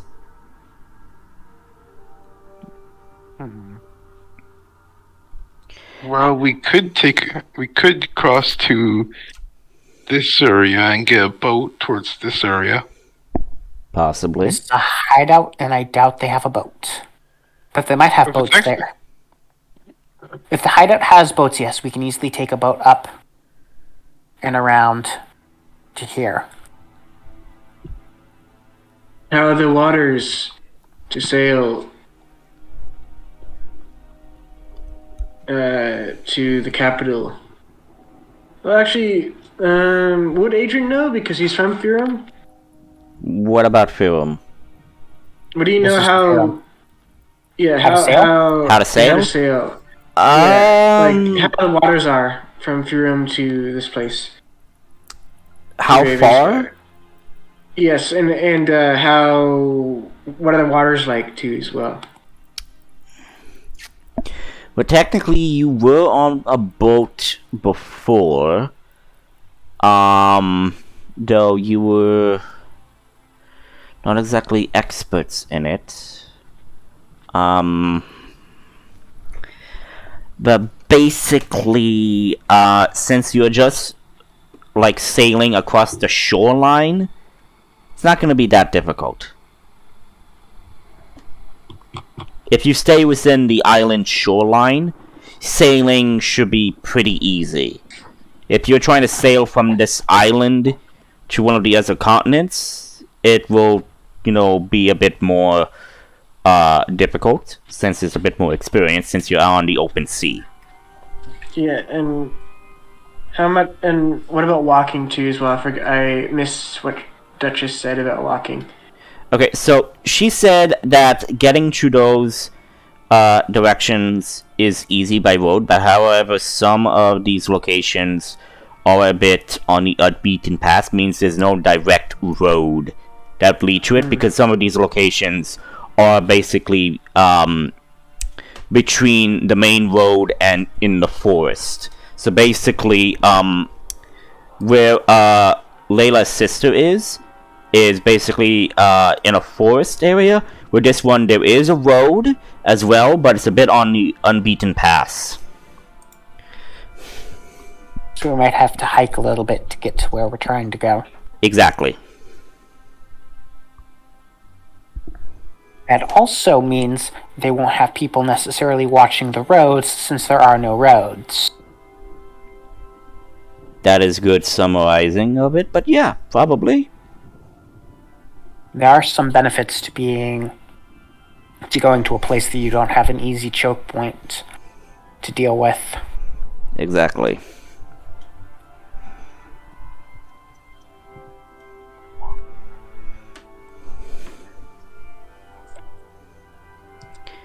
Layla, is there anything more your character wants to do? No. Okay, I'm gonna let you guys decide what path you want to take. I'm just gonna be back in a couple of seconds. I just need to handle something. Okay. It's a bit difficult since this map doesn't actually include roads. So I'm gonna say take as much close to road as we can get to this area. Well, I guess if we take the road, we have we might have a chance of running into some stuff that we could use Assuming it's a main road or even a side road, we can run into villages or outposts to spend the night at. They should be evenly spaced on a day's travel. Mm-hmm. Any road and there should might be have some nice that. stuff there. And there might be some nice stuff there we can buy, especially with how much gold we have now. Yeah. Doesn't even matter of buying. We won't have to worry about camping in the middle of the wilderness. Yeah, We're Buy going more health off potions the road. before we leave. Mm-hmm. Yes. How many health potions do you need? Look, I have 13. You can never have enough. Never have. Oh, you have 4. 13. Okay. And the ingredients to make a bunch more when we get on the road. Actually, I have nothing to do. Fair enough. I think I only have like 16 gold worth.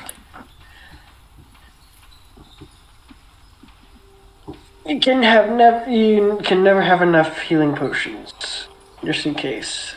I mean, I have 18 holy water flasks. I have only 5. Always forget to use them when we end up fighting undead. I suppose you have any holy oil.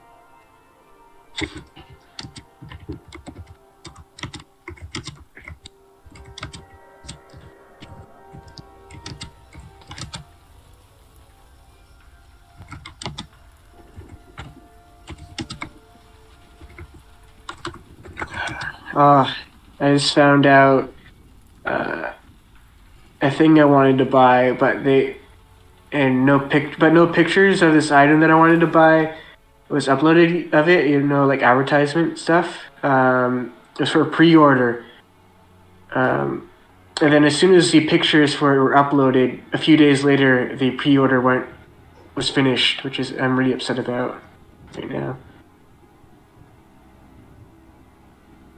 Okay, so we're all going to head to the green area first. This one right here. Yeah. Let's go. Yeah. Take the roads as close as we can get, and then take a small little walk. Okay. Preferably to a ridge of some kind that overlooks the area, so we can investigate. Also, my dragon's breath magic spell, you can now get it in psychic or slashing damage. So I have a new secret spell I'm gonna use next time we get into combat. Thing. Alright, I'm back. Doors come Sorry out. about that. It's okay. Okay. So, I think we heading to the- decided. what? We're I think heading we to the green decided to walk instead or use the carriage and walk and stuff like that. Okay, so you're gonna go to this location first. Yeah. Yes. We're going Okay. to take the roads as close as to the place as possible, then detour off. Alright, Alright. so it would take you about maybe 2 days to get to that location. Okay. So yeah, Yeah.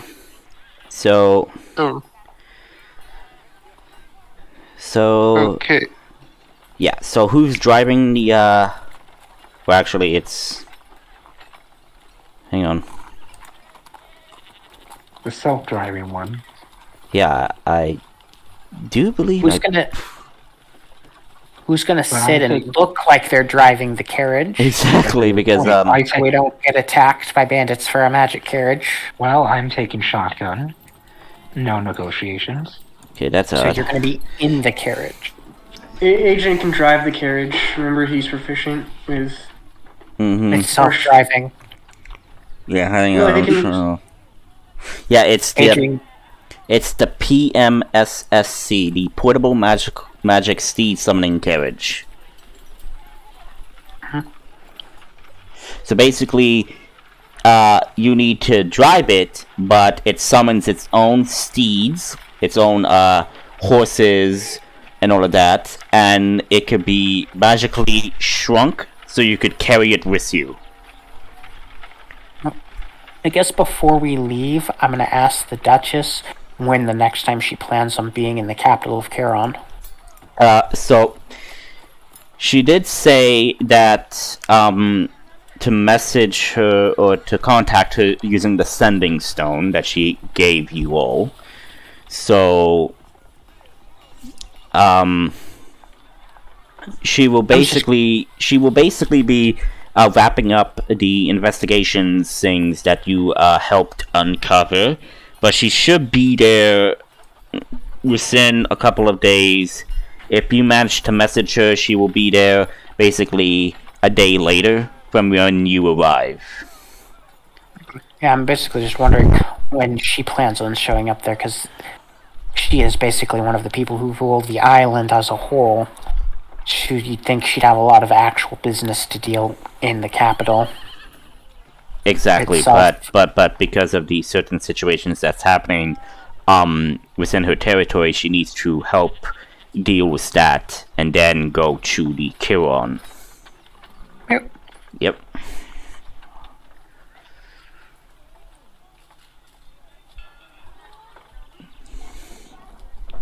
So you start driving towards the location? Yeah, Adrian will drive. I'm in shotgun. We'll play his drum.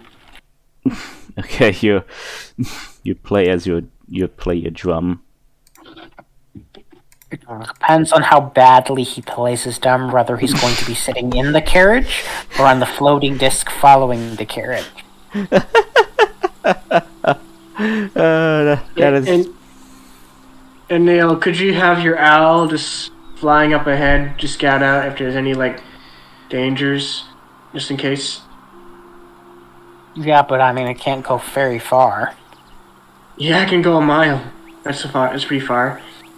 It's No. My having communication overwhelm. with an owl is not a mile. It's 100 feet. Yeah, you don't have to go that far. You don't have to go that full 100 feet. 100 feet ain't that far. Yeah, But it's 100 it's feet still better straight in than the air nothing. is a lot further distance to be able to see around us than on the ground. Yeah, so it's better than nothing. Yes.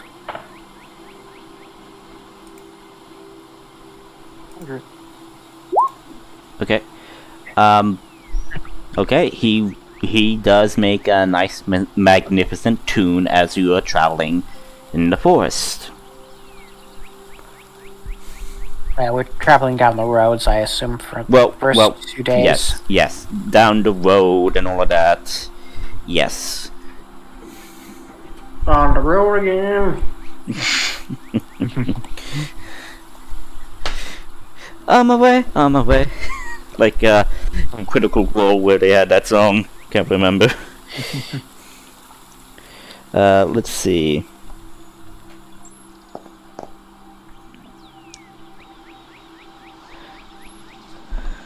Here we go. Sorry, going through my book here.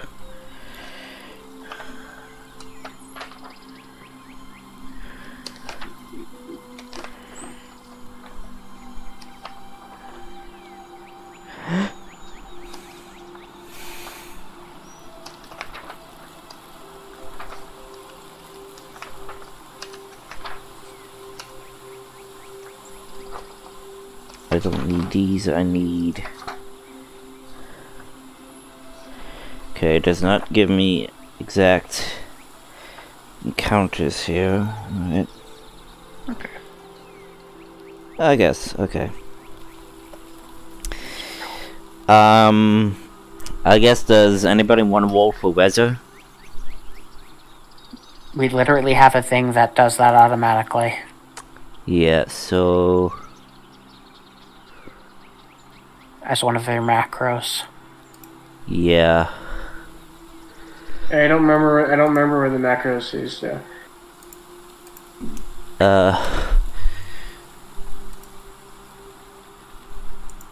Oh, yeah. Yeah, it's over there. Weather. Wind. There is no wind. The temperature is normal, and there is no rain. So you are traveling. As you go by, you see some nice locales, nothing out of the ordinary.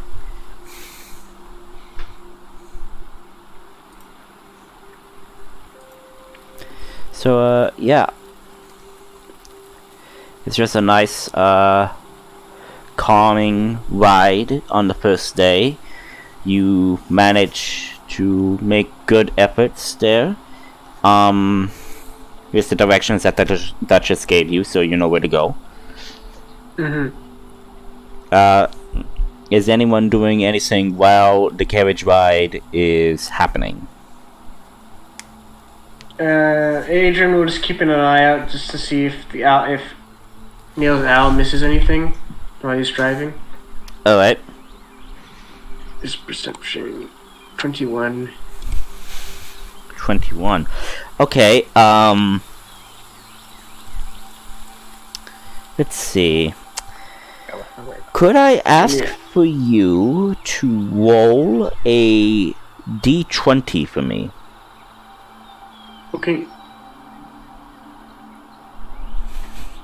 18. 18. During one of your travels, you do see a clearing. And in that clearing, you see an intact circle of standing stones. Okay. He points it out to Layla. Let's see her. Interesting. I don't know if that's worth checking out or not, but... Whoa, druid shit. Probably. Is it far off the road, or is it nearby? It's kind of like far up the road. Like, it's about maybe 20 or...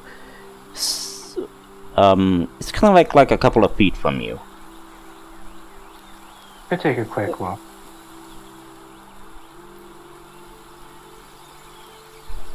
Okay.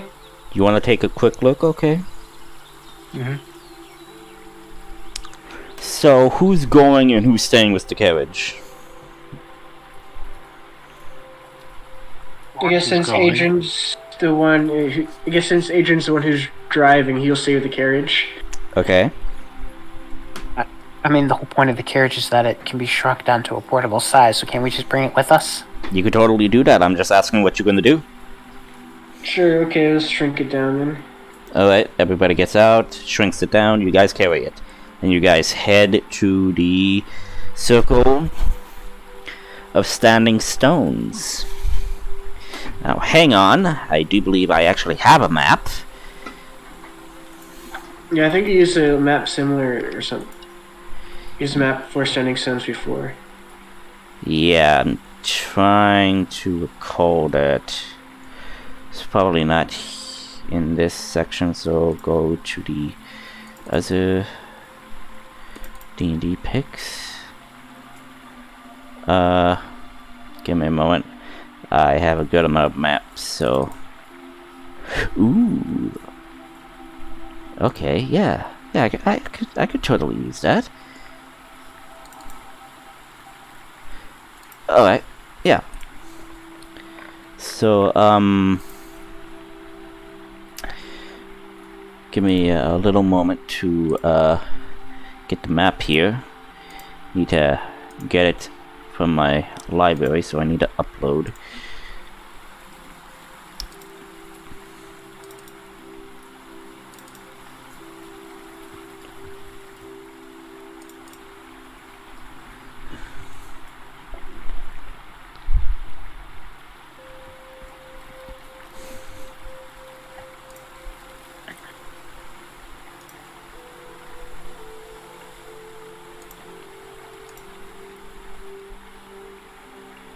Oh.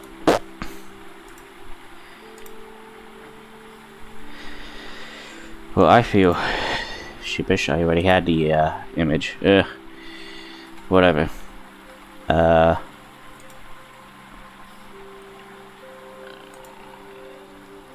Okay, give me a moment. I have so many. Yeah, I'll just reuse one of the images.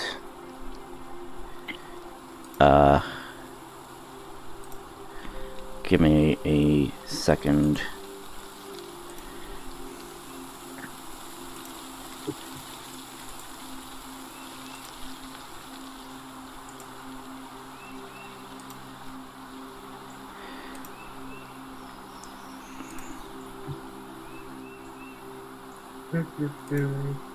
Sorry.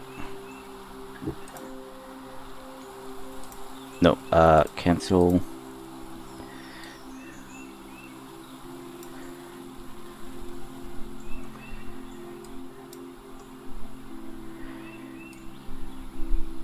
Okay, yeah. And no.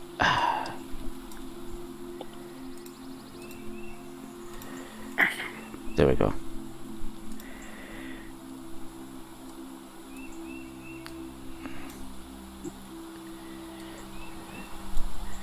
Sorry.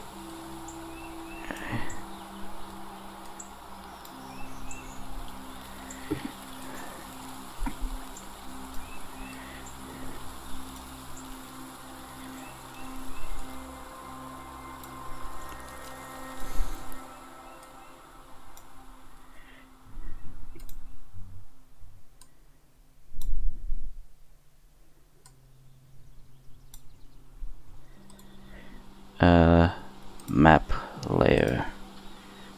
There we go.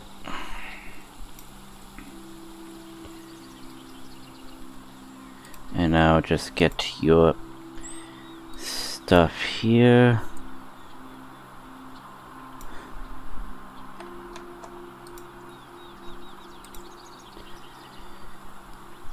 Go to that location.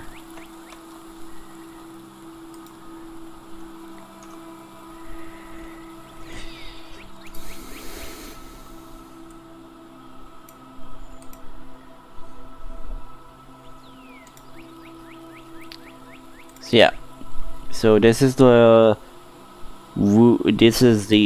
circle and all of that.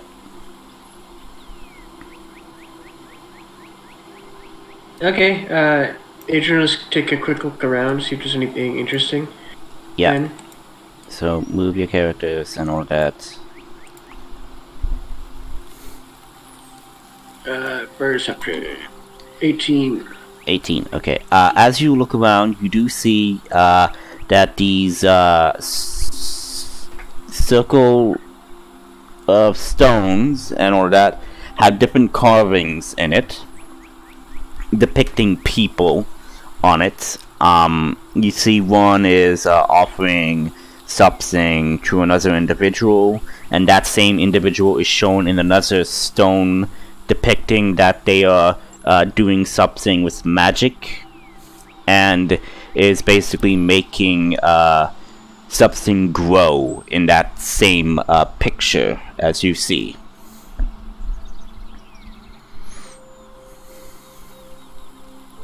Okay.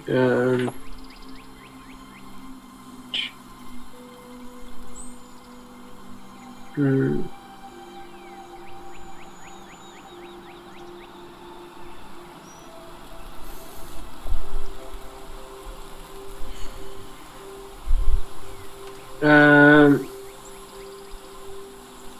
Can Adrian make a history check since he's from kind of around from this area, and see if he recognizes the symbols? This is sure. Yeah, go ahead. Make a history check. History. Natural 1. Damn. Never mind. Okay. As you're trying to look through it, you do not recognize anything. You see what the pictures are depicting, but you don't know what it is basically describing. Okay. Yeah, this is probably just some historical site. Shall we keep going?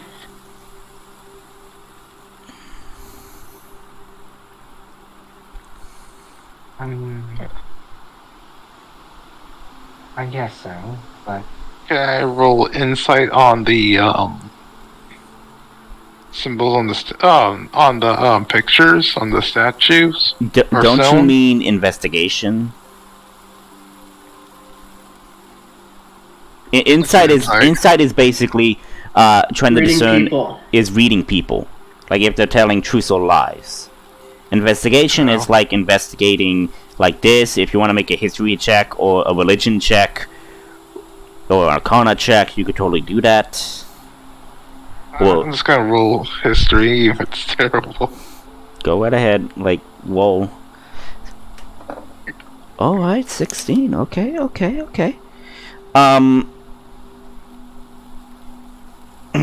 Give me a moment. As you are looking through the stones, you see this individual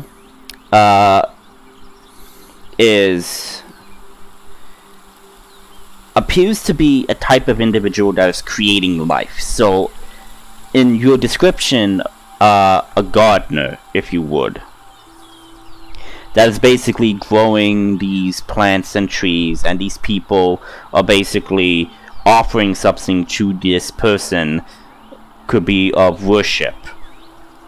However, you don't know this individual. However, you do recognize some of these symbols because it appears to be a type of druid craft, and you do actually have druids back in Gunkar who use a similar craft of this.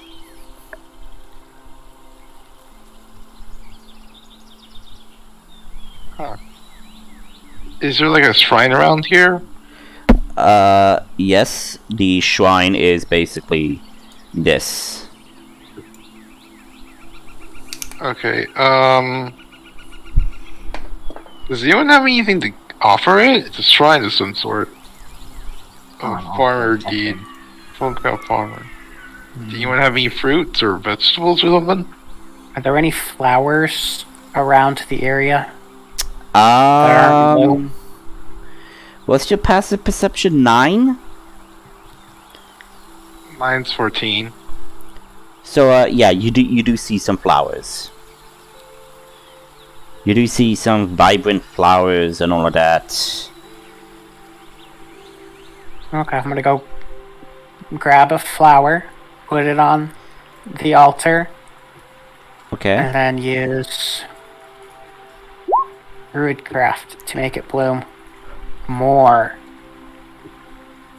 Holy shit. Did I have Druidcraft? You didn't use Druidcraft, so this is a first. Okay, as you do this, as you are channeling your magic, the altar begins to faintly glow with magic. And you see that the markings and the pictorials of the stones glow as well. You see this happening, and the flower does bloom vibrantly. Then it basically begins to create a type of magical link, as you then see a bird, a sparrow, or a robin, basically fly onto the altar, and then looks at the flower, pecks at it, and then looks at you, Nail. And the bird kind of like flaps its wings, and then you hear a voice say, "Well, hello there. How are you?" I'm okay. I'm gonna reach into my pocket, pull out a good berry, and offer it to the bird. Want a berry? Nudges forward, and then takes the berry and eats it. "Thank you." Yep. Basically all the druid stuff I know. I can make plants bloom, make magic berries, and give people slightly good advice. So this Robin then speaks, "Why are you here?" Oh, well, I know a little bit of druid stuff and saw the druid stuff, so wanted to investigate the druid stuff. "Ah, so you wish to learn about this here altar that is dedicated to the gardener of the forest here." Knowledge is nice. Huh. I had the opportunity once to become a druid, but never really took it up on it. Just picked up a few skills. I see. Well, what do you want to learn? How old is this site? Ah, it's been many, many winters. I don't know. Maybe a couple of years old? Maybe 50? Maybe? Got it. Old. Older than a bird. Fact. When was the last time you saw people actually use it? Ah, it was during the time when people were coming over from a different place, and the people of this island were using this altar a lot until the people came.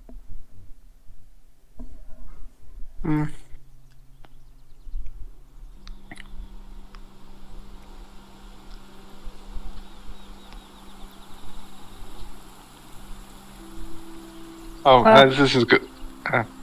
You go first. Well, I was just going to try to comfort the bird, telling people. I bet people start using it again. Hopefully.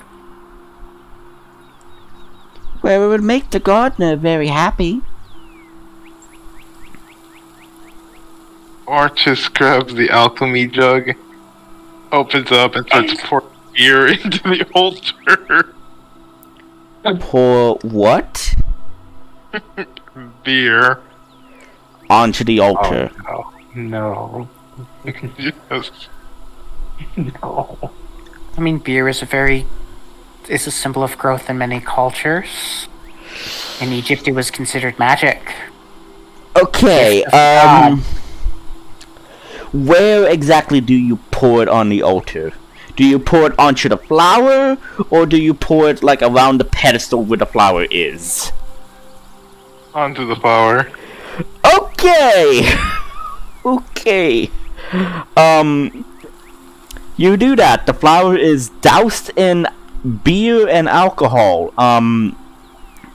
beer. Beer Yeah. has very little alcohol in it by volume. Well, It's mostly just water. well, whatever. As this is happening, the bird becomes a bit agitated, and like beep beep beep, and then flies away. The flower loses its glow, and That was nice while it lasted. Otis. Yeah. Give me a moment.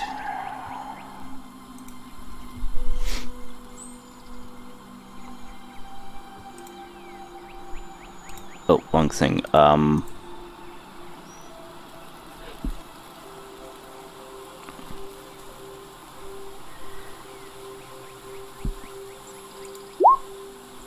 Oh, that was not what I wanted to do.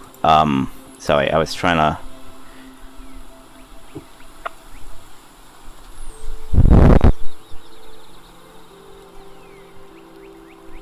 I was trying to look stuff up, and I by accidentally clicked on something.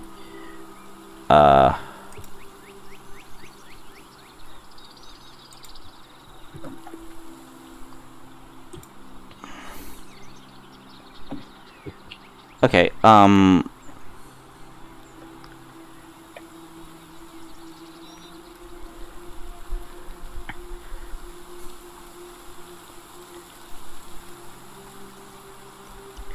okay, yeah, so yeah, out of nowhere,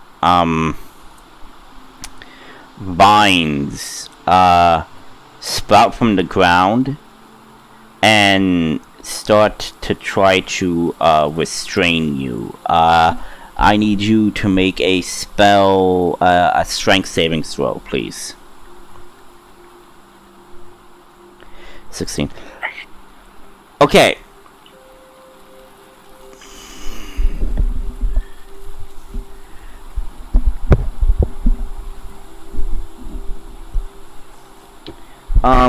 You managed to basically not get entangled by this entanglement spell, and out of nowhere, as you turn, you see Irma basically behind you with their plant vine looking arms sprout out, and basically one of the eyes of Irma is different, and you just hear in a distorted tone say, "You dare desecrate this holy place with your vile concoction?" I'm just offering the god alcohol. A beer. This entity, the gardener, is sacred. She is our teacher. She is our healer, our protector. And she is not a drinker. So I ask you to clean up your alcohol, please.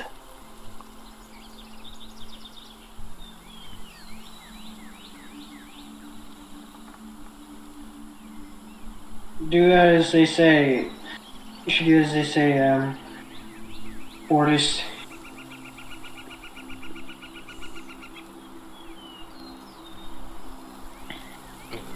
We aren't here looking for more enemies. Okay, he begins drinking it. From the altar? Wipe it off.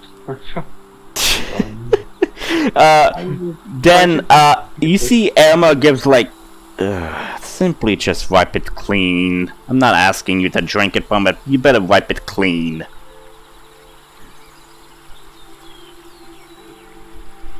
Morris looks around and says, waste not, want not. What are you doing with precipitation? Nail? Cleaning it? Yeah, you instantly clean or soil an object no larger than 1 cubic feet. Okay, so you do that. And then, Irma, says, "Thank you. That is very kind of you, Nail. I will remember this." and then the iris changed back to normal, to Irma's normal iris, and Irma begins to shake their head, basically a bit haphazard and confused, like, what happened? You were possessed by for a second by nature spirit, upset that Otis spilled beer on the altar. Oh, I see. Ortis, piece of friendly advice. The next time you want to appease a nature spirit with an alchemy jug, choose honey.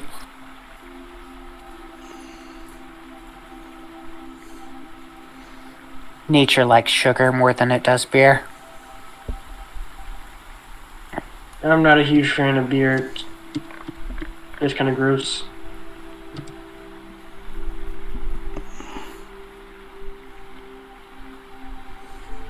Anyway, I think we've seen enough of this place. Yeah. We should get going then. Yeah. Mark it on a map. We can tell people about it. Maybe some nature lovers can come out here and start offering. Fully enough, the place looks awful. Yep. So yeah, I'll take you guys back to the map. So, yeah, that was a little distraction. And you continue your way to, the location. Mm-hmm. You get to a spot, it's getting close to the evening. Do you want to set up camp, or do you want to go a little further? Is there any place to, like a shelter of any kind? Natural shelter? Make a... Or artificial? What? Or artificial, like a structure? Make a perception or a survival check. Okay. Perception, which is higher. The same. 10. Okay. So, Otis, with your keen survival skills, you do manage to see a natural formation that could provide shelter. It is basically a small grotto cave system that is like big enough to hold everyone in there. Okay, I tell everyone. Yeah, there's a little spring that's over there as well, near this grotto. As well, so fresh water is there. So yeah, do you guys want to take a long rest and then continue going? Sure. Yeah. Okay. So, you guys eat, you get to bed. There is no, I guess, do you guys want to do watch? Who's going to do watch? Again, Adrian is able to rest in only 4 hours. Only needing 4 hours of rest. So Okay. he can do second watch or something. Alright. Morris will do first watch. Alright. I guess Neil can take technically second watch, and then Adrian can take third and fourth for a nice 8 hours. Alright. Well, I would say this, nothing happens during your watches, so everything is perfectly alright.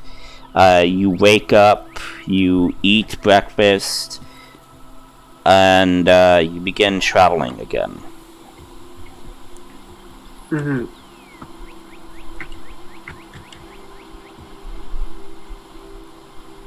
Okay, or this is going to play drums until we head off the road. I guess who wants to walk and play drums at the same time?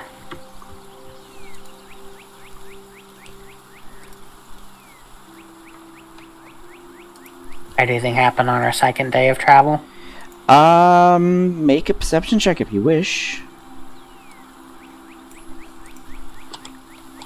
It's up to you. I'm just saying, if you want to actively look for something, go ahead. 18. Okay, 18. As you are traveling, and also I should actually do weather as well again, since it's the second day. 18 strong winds. The temperature is normal, and the precipitation, there was no rain, so it's just strong winds today. Okay.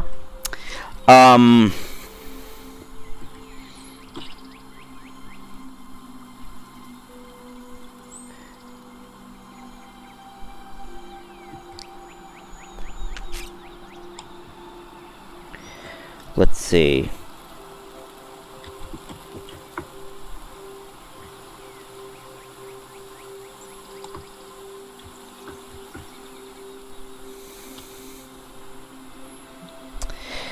Hmm.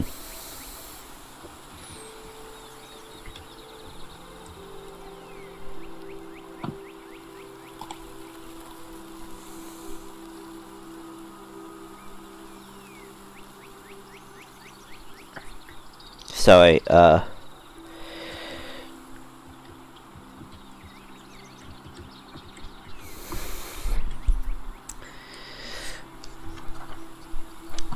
a lot of, encounters or something that I could use. There's encounters in Xanthar's Guide, I'm pretty sure. Yeah, but I do not have that.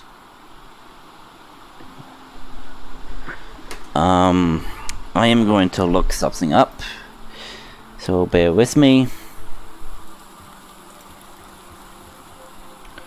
Wrong thing, what I was looking for, I was meant to do this. Okay, you're in the,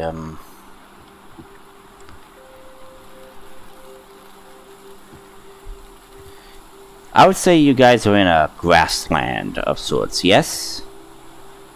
Grassland don't know. coming up to forest. Grassland up to the forest, okay.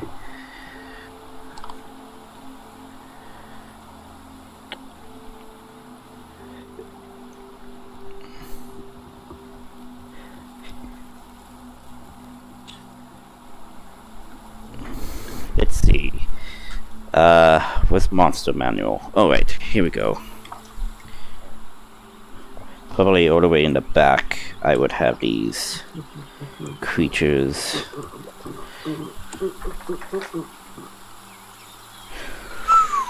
Okay. Roll for me.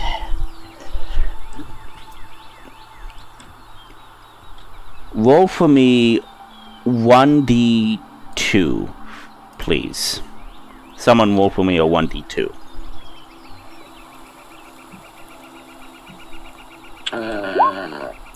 A 1. Not a 1d4. I said a 1d2. But Yeah, you how you roll a 1d2 is just you roll a 1d4, and 1 and 2 means a 1, and 2 and 3 and 4 means a 2. You know, with the computer, you could just say roll a 1d2. Yeah. Yeah, but it's faster this way, just clicking a single button. Alright. Well, whatever. 2.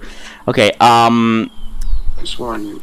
So since you rolled a perception, Adrian, you notice this, immediately. You see something, charging at you, from the forest at incredible speed.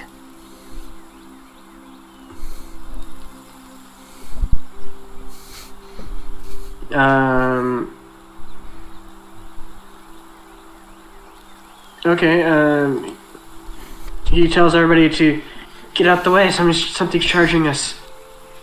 Or jump. And he will... How long does it take to shrink down the thing again, or... It's instantaneous, you just need to press the button. Okay, I guess he'll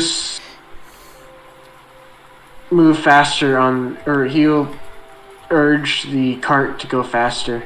Okay, you do that. Roll for me... Roll for me a 1... roll for me a 1d20 plus your proficiency in land vehicles, please, to see if you could pull off this maneuver to make it go faster. Also, you have to be careful. 18. Yeah. Oh, never mind. Okay, I was gonna 18? say- No, go ahead. yeah, I was gonna say, Oris is playing the drums, so Yeah. I guess does anyone hear Adrian? Yeah. Drums are not that loud. Yeah, it's not that loud. So with an 18, you managed to maneuver the carriage away from the charging thing, and what you see are two giant apes that are basically charging and basically attacking one another, and you guys are being caught up into this. Okay. So yeah, we're gonna use this map that we're on. I'm not gonna make a whole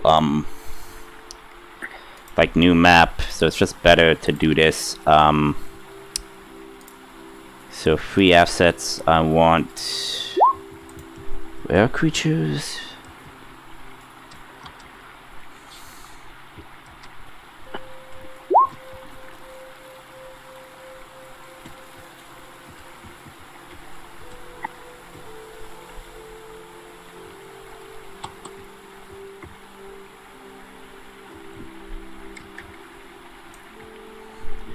We'll just say that these guys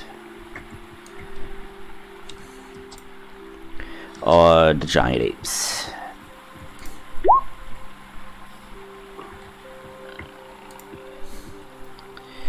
Okay. Now you did yours. Waiting for you, Adrian. Yeah, initiative, yeah. Put down token. 15. Alright. And now I am rolling for these guys.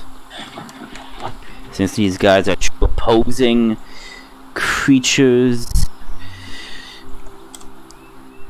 that's gonna be a 16, 20, so 18.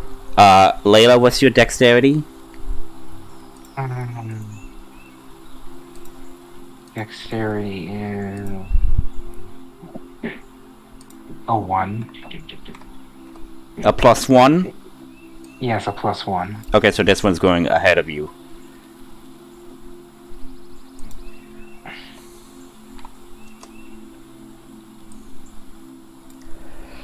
Okay. Let me get the battle music.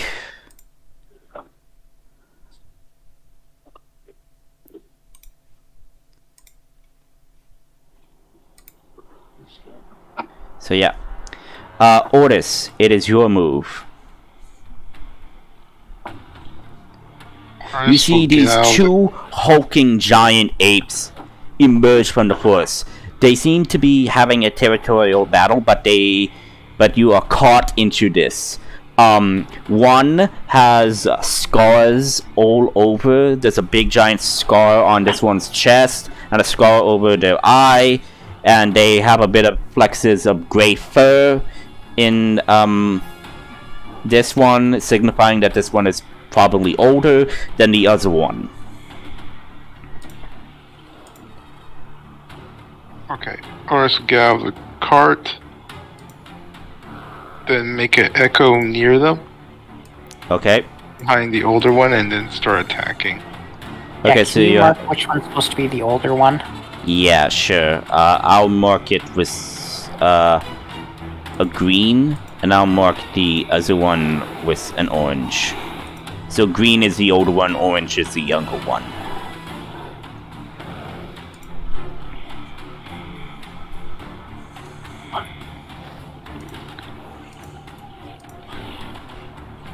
That's definitely a miss.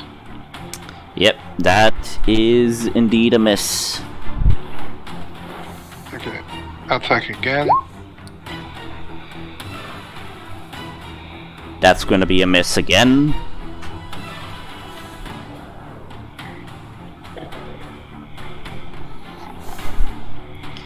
I'll use one incarnation and attack again. Alright. That's a miss. It's on my turn. Alright. It is the young ape's turn, and this guy's attacking this older ape.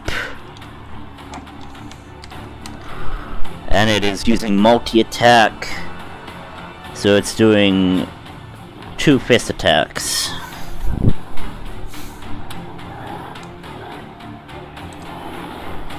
That's gonna hit. And that's gonna hit. And they deal... Alright.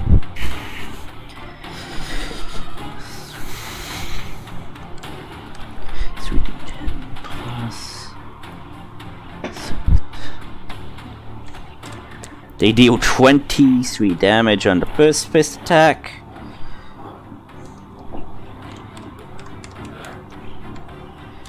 And 19 on the other fist. Okay, so...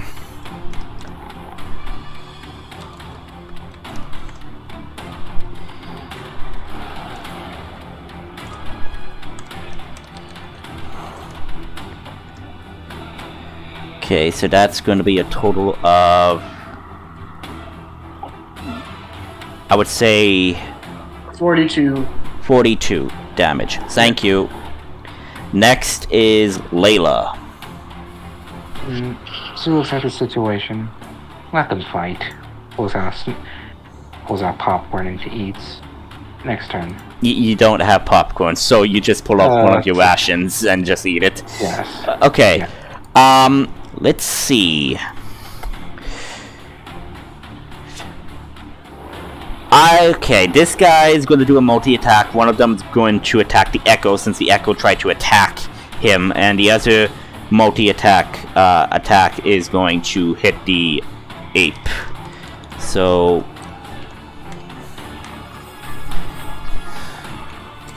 at 16, that's going to hit. And since you're... No. What? No, the Echo has 17, actually. Oh. Well, it's not attacking the Echo. It's attacking the ape. Well. Okay. Yeah, so sorry about that. So that's going to be 20 damage on this guy. Now this other attack's going to attack the Echo this time. Yeah, 28's going to hit. The Echo's popped. Yep, doesn't matter. Roll damage, so just roll damage. Alright. Adrian. Okay.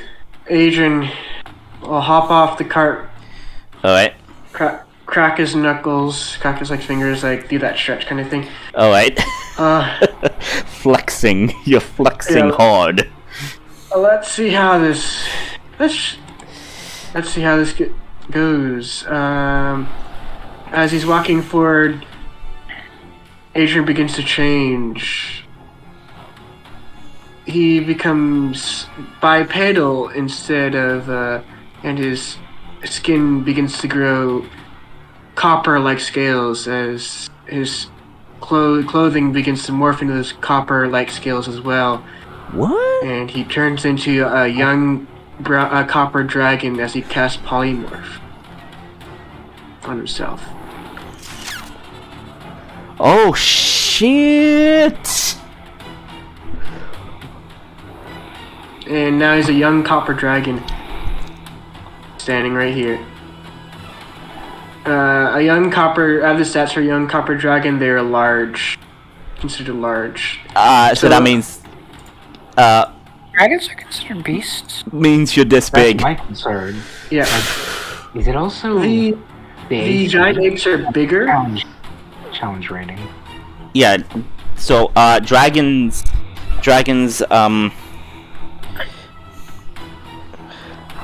so it's a copper dragon, you said? Young copper dragon. Young copper. Trying to find it. That's bronze. Copper. No, I know. I'm saying. Okay. Okay. This guy, the young copper dragon.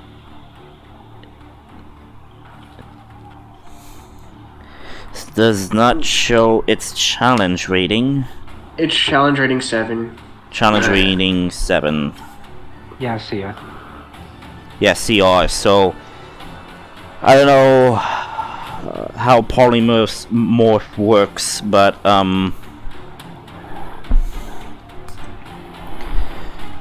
new form can be any beast whose challenge rating is equal to or less than the target's level. Challenge rating and level are interchangeable.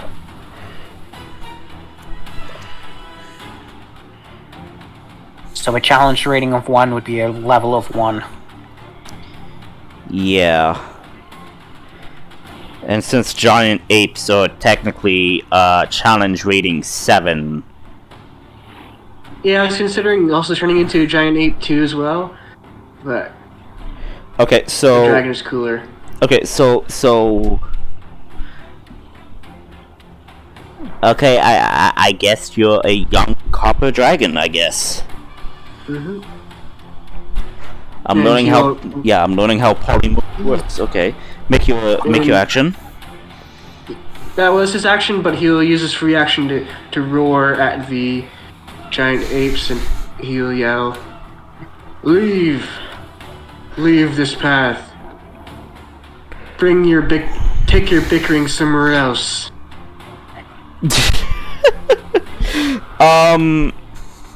Okay. Intimidation? Yeah, roll intimidation. However, these things don't understand language.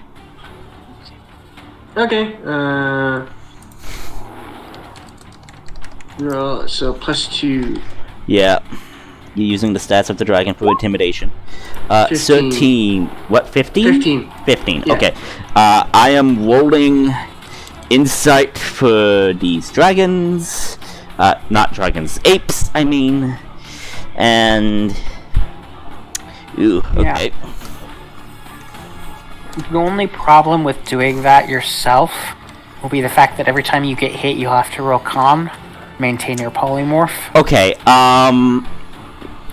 So one of these apes are intimidated. The other ape is not intimidated. So this one is.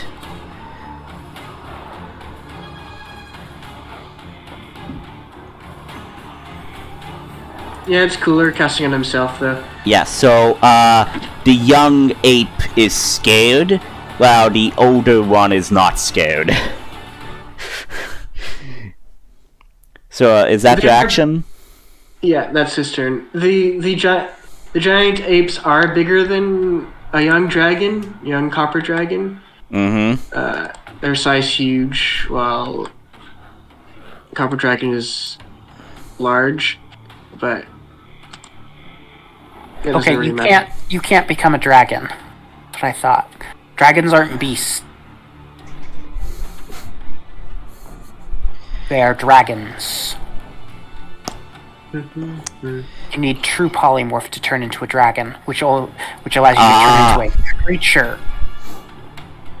Okay, so yeah, you have to turn into something else. You need to turn into a beast. You need to turn into a creature that is a beast. Yeah, so not a dragon. Not a dragon. Okay, he changes in giant ape then.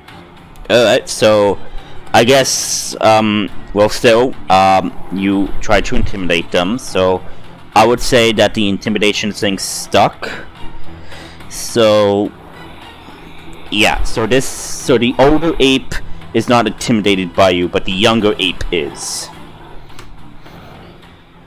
So, yeah. Nail, it's your move. Because in all the other games that I've been playing, everybody's been changing into like stone giants, fire giants, stuff like that. With polymorph? Yeah, it's polymorph. Yeah. That depends. Let me. I'll look it up later. First, I'm going to cast. Since my familiar is just 50 feet above us, I'm going to cast Yeah. Dragon's Breath Okay. on him. I'm gonna use one of my pack spells. So, but specifically, I'm gonna use psychic energy. So it's gonna breathe a cone of psychic power.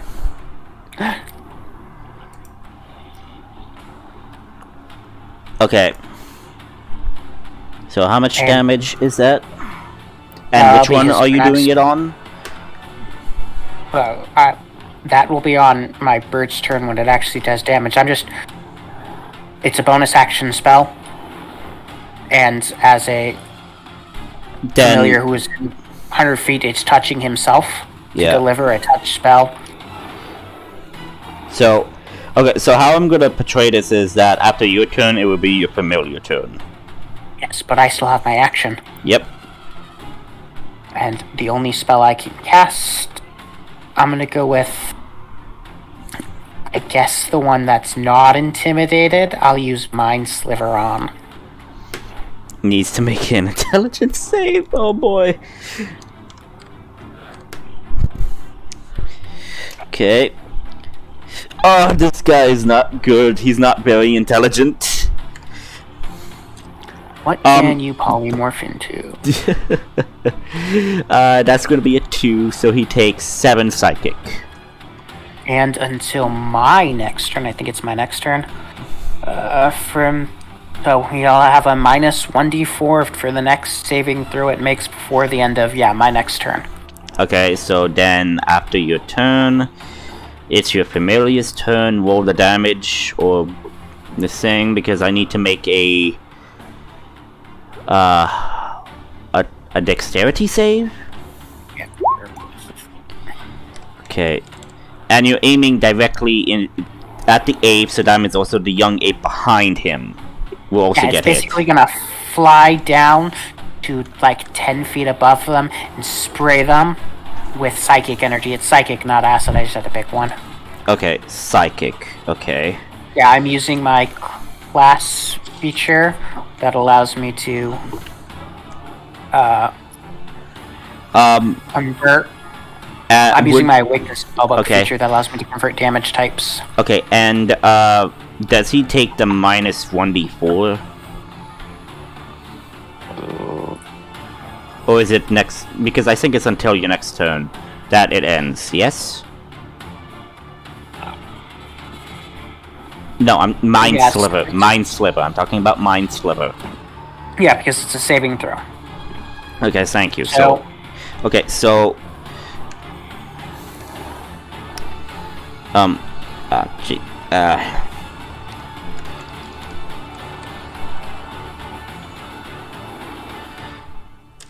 So what are you polymorph into? So 15 minus 3, so yeah. He's gonna also take damage, so that's gonna be 7 for both of them. So they take 7 psychic damage.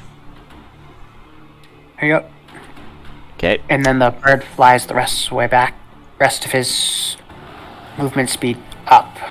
So yeah, I don't think they should be able to transform to the creatures they are. They're not following the rules by going to beasts. Oh, the GM's... I think maybe the GM's allowing it for some reason, because it's cooler that way. Well, it's up, so it's Yeah, up the to GM's you. playing the rule of cool with that. It specifically does state you have to be beasts. Yeah. There's So a lot of beasts you can go. Yeah, there are a lot of beasts you could turn into. So, Ordis, it's your move. The Alright, I great go ape- right there. There's one. Check, I should be... Yeah, it's good enough. Critical rate Yeah, move your echo. there. Move it there, make sure it's... Yep. And the echo will... And Ordis will attack. The echo or attack, but yeah, I get it. 22 hits. War damage. 8. Are you attacking the old ape? He's gonna attack the fearful one. The fearful one? Okay. 17 hits. You're still attacking the one that is intimidated? Yeah. Alright. And then I'll use another Unleash Incarnation on the older one. Okay. So 16 hits. 9. Alright. That's your turn. yeah. So this guy... how does intimidation work?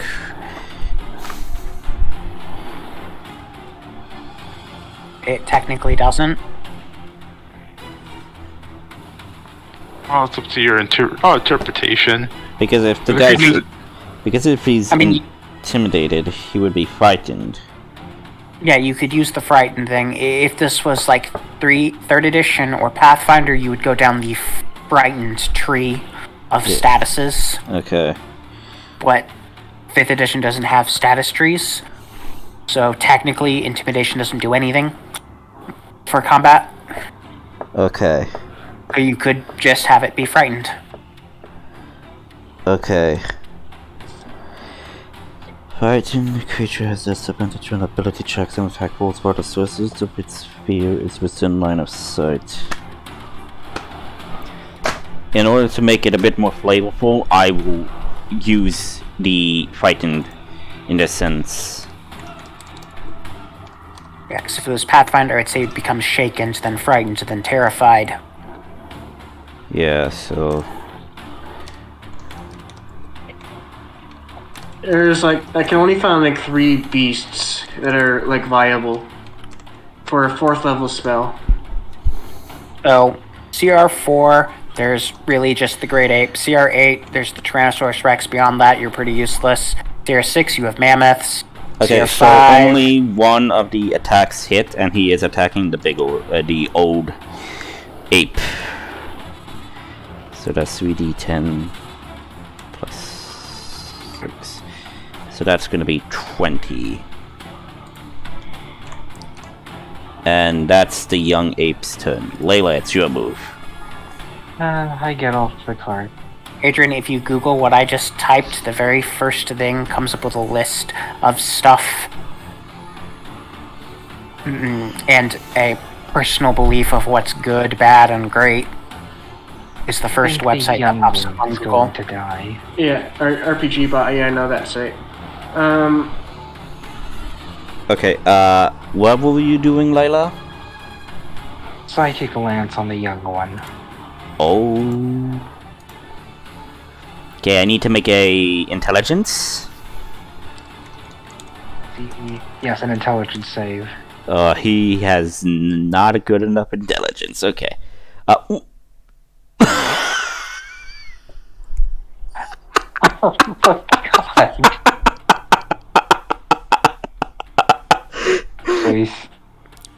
So he saves, but he takes half damage. Yes, let me roll. 76 is still a lot of damage. That's low. He's lucky. He lives. So that's Well, you 21 divided by 2. That's 10. And 10 damage.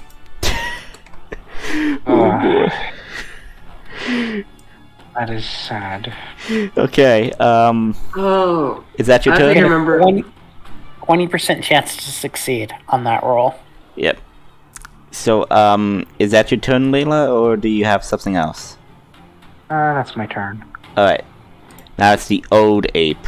Now this guy, so Adrian, are you a giant ape? I think I remember what the DMs, because I've been playing multiple games with different DMs who allow you to polymorph into other things. But I think what they ruled was, what they made different, is that you're only allowed to polymorph into things you've seen. That's what True Polymorph would require. True Polymorph has very little restrictions on it. Okay, so Basically mixing True Polymorph with Polymorph, but he's still a huge creature. okay, so is he a giant ape? Yeah, he chose Giant Ape, Okay. which is the best thing for a CR7 to be. Okay. He's exactly what they are. Okay, good. So, this guy is going to multi-attack you, Adrian. Okay. So that's going to hit your armor class. Mm-hmm. And the second multi-attack, that's also going to hit your armor class. So you take 3d10 plus 6. They went up to me because I'm them. Yeah, the older ape I'm does 10 go. feet. Does 10 go feet up to away. you. Yeah, sorry. Thank you for reminding me. Ugh. So that's going to be 28 and 21 damage on you. 49. Yep. And that's going to be it for the old ape. It's your move. Let's go, King Kong! King Kong needs to make his con saves. Polymorph is a concentration spell. Oh shit, right! What do I add? What's the +4? What Do I are have? That's what yours was already. Okay. 8. You rolled terrible. So the spell ends. Yeah, he popped your Okay. polymorph. On the first hit, he popped your polymorph. Mm-hmm. Would he have done something different if he realized he wasn't attacking a great ape anymore?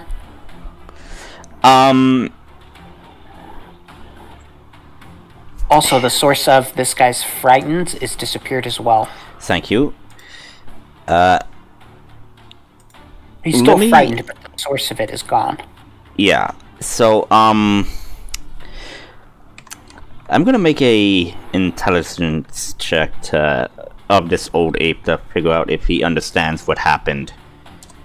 Okay, so he kind of like understands the gist that he managed to okay, so yeah, so the second hit does attack Adrian when he is depolymorphed. I was trying to save you that health. I know the benefit of 21. My armor class is 21. Yeah, and he rolled a 20, and he rolled a Yeah, I forget if it's if it meets. Oh, it meets. It beats. So yeah, he hits. you rolled a 23. yeah, he rolled a You did 23. 21 damage. You take 21 okay. damage. Okay. Here we go. You rolled an 18 and a 14 to hit, and then the 1, 5, 9 plus 6 was the damage. Yep. And that's going to be it for that guy's turn. So it's your turn, Adrian. You are depolymorphed. Okay. He will cast.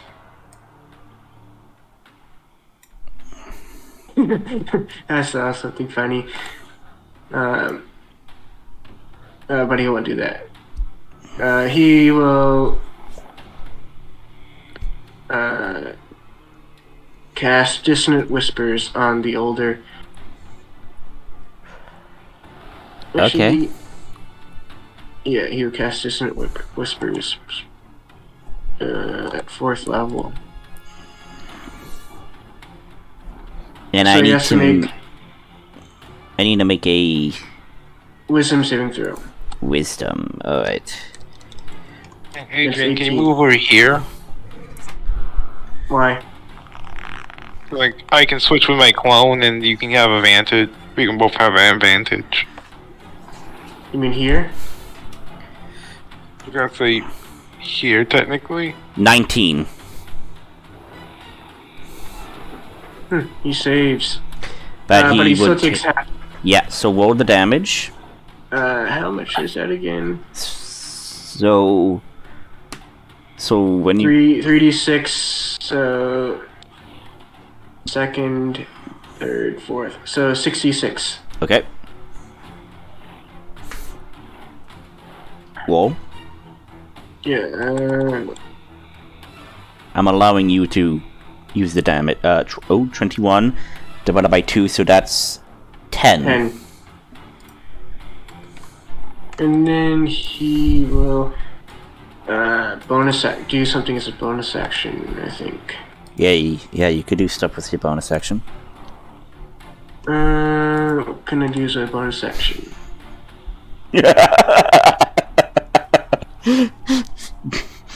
I saw the saying in the Discord. Yeah.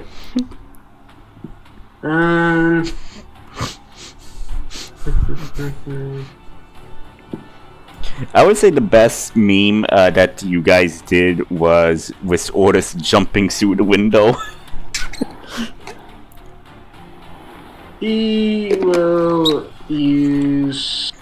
Where is it?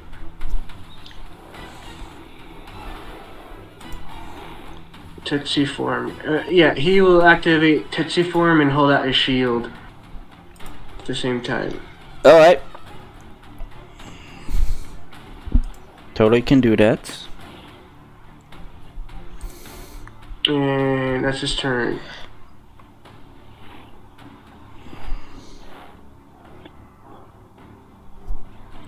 Alright. Next is Nail.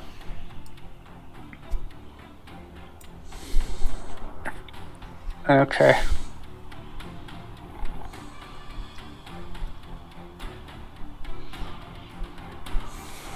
Well, I guess the old ape is asking for this. Okay, I need to make an intelligence save. Wow, I clicked it twice. I didn't mean to do that. No, it's okay. Just do the first one. Yep, no issue.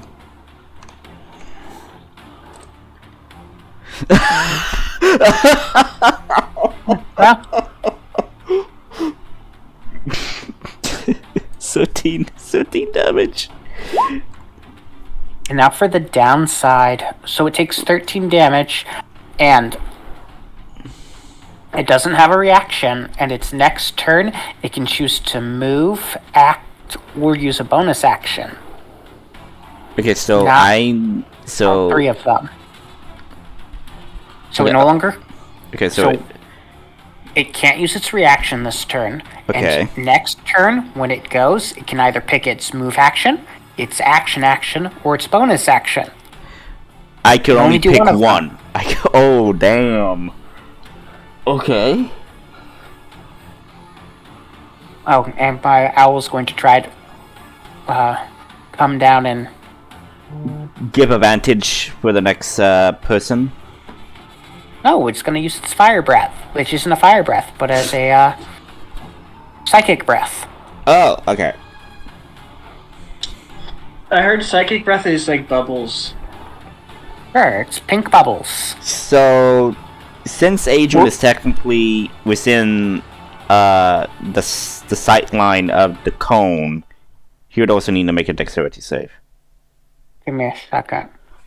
Are echoes... Hey, do you know if echoes are affected by psychic damage, or are they immune to it? I think they're immune. Yeah, they're immune. I'm gonna say they're immune. And I'm gonna hit it down here where it would hit the echo, because it's immune to the psychic damage. But that would still mean that Adrian would also still get hit. That's a cone. It's a cone from above. Oh, I see. The bird is literally dive bombing them while breathing psychic bubble damage, and then flying away and coming back around. That's a fail. He is bombing them. And since they're that's a giant apes, fail. they can't really do much. And that's a fail. So they both take 11 psychic damage.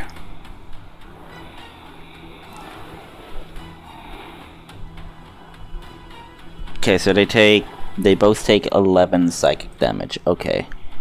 I mean, they could try to ready an action to swat the bird down when it comes close to them, but Well, that would be an action. the old ape can't, but the young ape could. So But that would still be wasting its action to prepare to swipe a bird. reaction.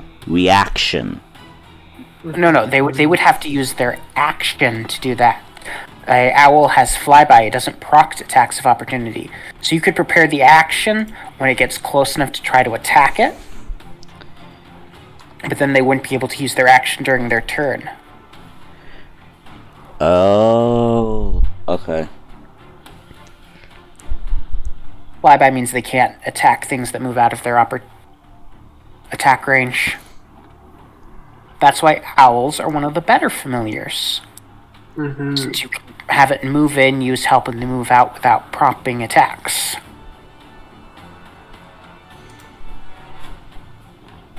Okay, And so... that is Okay, mine and my familiar's turn. okay. Otis, your move.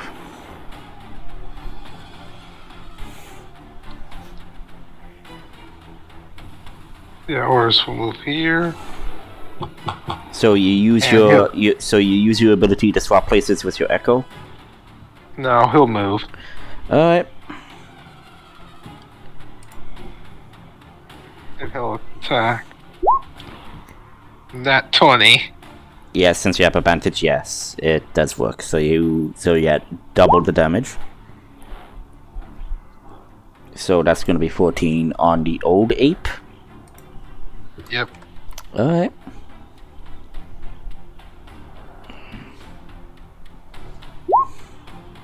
$21 hits. All right. And I'll use Unleash Incarnation one more time on the... Young ape. Yep. 12 hits. 11. Okay, give me a moment. I am calculating something.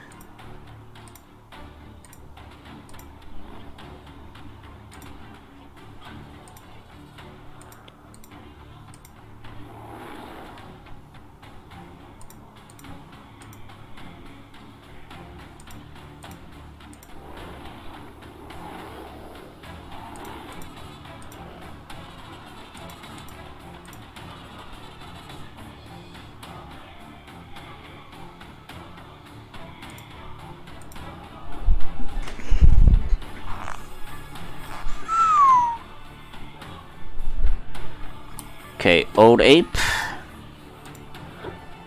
Looking bloody.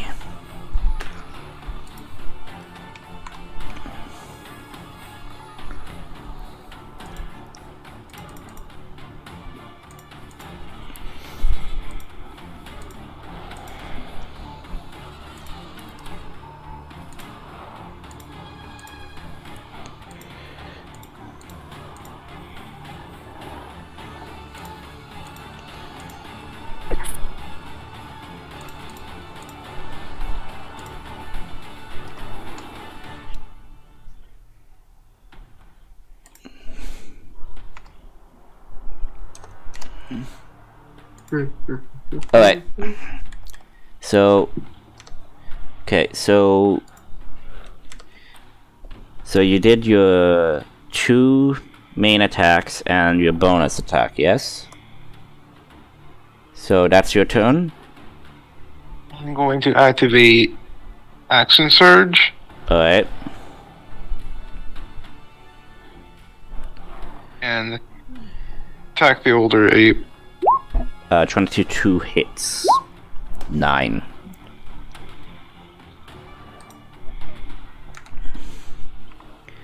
Okay, so...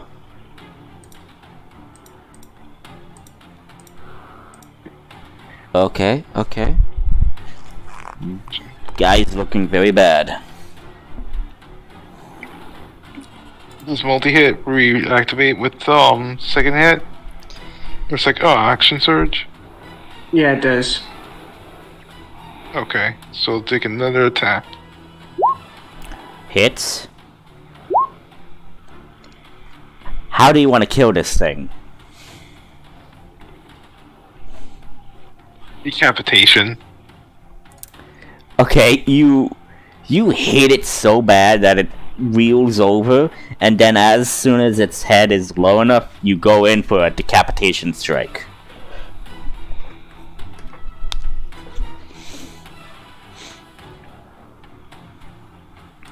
I was about to say, unless Adrian wants to have a helping combo. Sure. Alright. Describe to me how you kill this thing. Well, Adrian will bash its knees or bash the back of its knees with his spiked shield so that it gets on its knees, and Ortis can chop its head off like that. While it's on its knees. Alright, you lob its head off. The old ape is dead. Yeah, the end of Ortis is torn. Okay, so that's your turn. Now it's the young ape. The young ape looks at this, and he goes and he pounds his chest and like,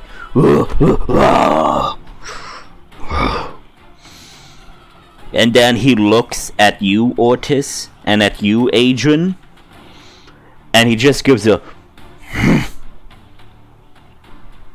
and walks away into the forest. Yeah, Ortis doesn't allow it. Ortis is bloodthirsty. The minute he tries to run, his echo will attack. What attack?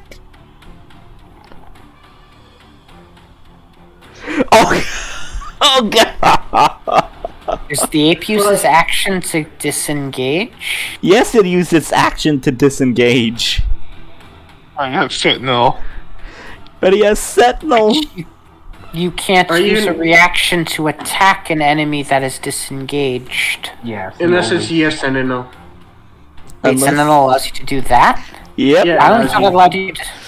I think it allowed you to do that. But Also, is since my he creature even used in to range though? Are you even within range though? His echo is. Echo. You hit a creature with an opportunity. the bomb when you Oh. a creature you can see within 5 minutes moves feet to left away from you, or you can see. You can use a reaction to take it. So yeah, roll damage. You got a nat 20, so double the damage. So 17. I would say this is a bad idea. Most of the damage done to the elderly ape was caused by the first ape's round of attacks, not us. But Yeah, and you guys chose to interfere, so you know, like, hey, whatever. So whatever. So you attack this thing and like, ooh, ooh, ooh. So yeah, that's your reaction. So this guy can't move because his speed is 0. God damn it! Layla, it's your move. Would love to use a fireball, but you're all too close together. I mean, you could fireball in an area that would only affect the echo. We have described that it is not flammable. Yeah. It can still get damaged by the initial blow explosion though. Mm-hmm. By the blowback. Either way, that's what I'm gonna do. Fireball. But with my new cane, Obsidian Cane this time. Can it? Or does that only affect regular spells like Fireball? No. It gives all spell attacks a +2. Wait, like And so long as is you, not a yeah, No, it's, it's not yeah, range. it's a DC. Fair enough. Either way, Fireball. Third enough. Okay, needs to make a dexterity save. You know, fireball doesn't affect objects like that, so it can't even be affected by the initial blast. Natural 20. What is with this fucking... How's he doing 0? He's young and spry and capable. Whoa damage. Damage has been rolled. Still a lot of damage. Oh, yeah, so 34 divided by 2, that's how much? 17. 17. I feel bad for you. I don't feel bad for my ape though. All he's trying to do is freaking leave. He just wants to peace out, and you guys are bloodthirsty. Damn. So that's your turn, Layla? Yeah. Okay, Adrian. You gonna show this poor ape mercy? Yes. I don't actually.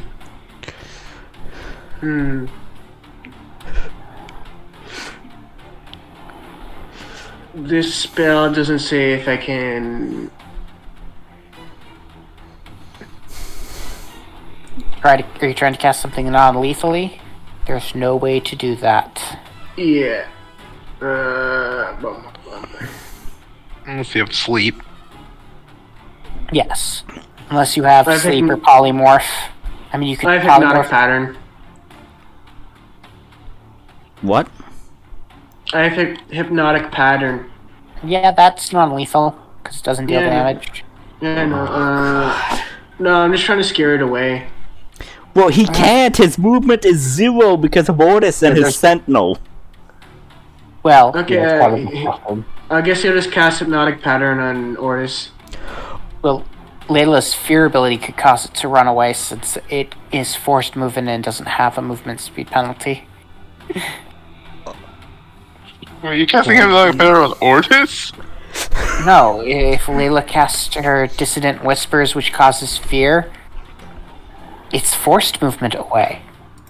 Ask Adrian, are you casting hypnotic pattern on Ortis? Yeah, so he doesn't attack it anymore.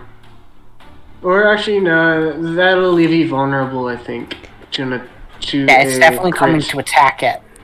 Yeah. Ortis, leave it alone.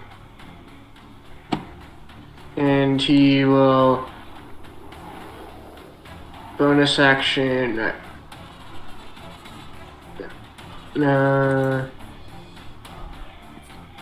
He'll hold his action to cast a spell. What spell and what action and what triggers the action? If the giant ape gets to attack, moves to attack Ortis or me, he'll cast Phantasmal Killer. What is that? Oh, I know. It's It's a psychic damage spell, I do believe.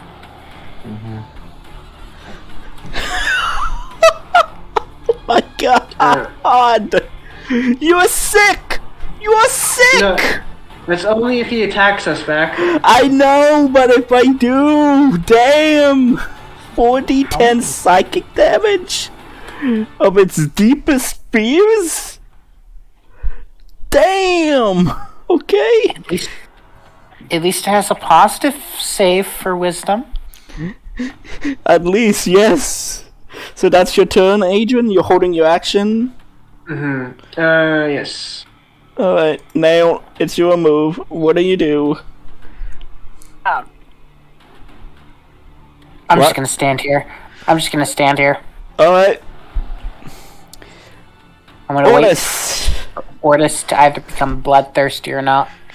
Otis, it's your move. Ortis is going to attack using his echo. Okay. 18 hits. And 8 misses, so 8 slashing. Okay. Okay. Now, question. Adrian, did you specify Ortis himself or his echo? Either or. It doesn't really matter for that one. it actually does. Yes. You should be as specific with your trigger as physically possible. And it's better on Otis because the other one is just a. It's I just mean- an entity. And chances are the ape is going to attack the echo and then try to run away. Mm-hmm.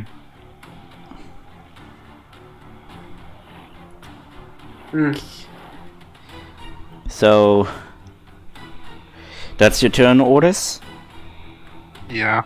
Okay. Let's see.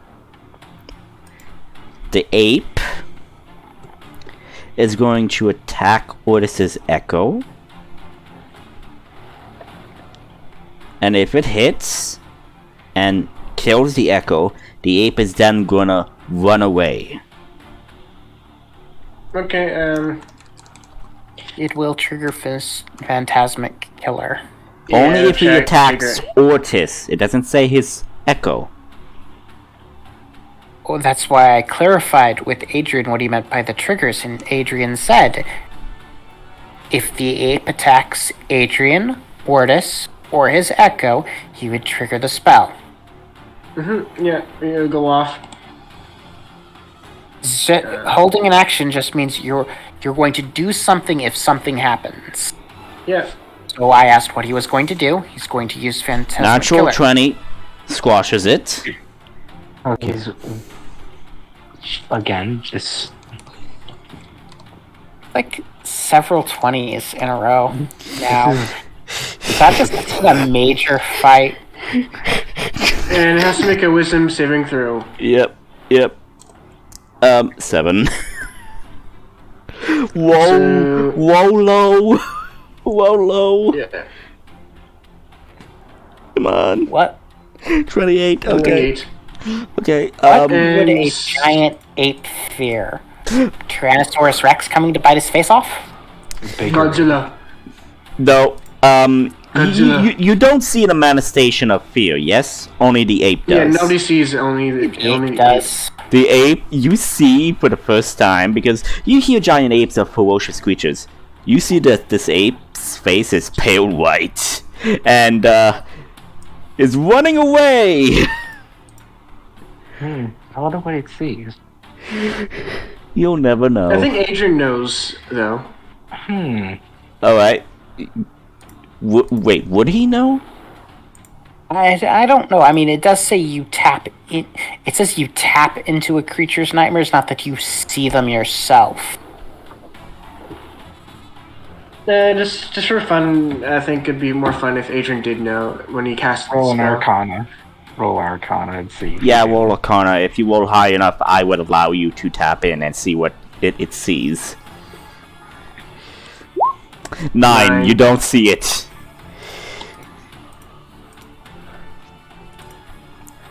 Okay, that's it. And that's the end of combat.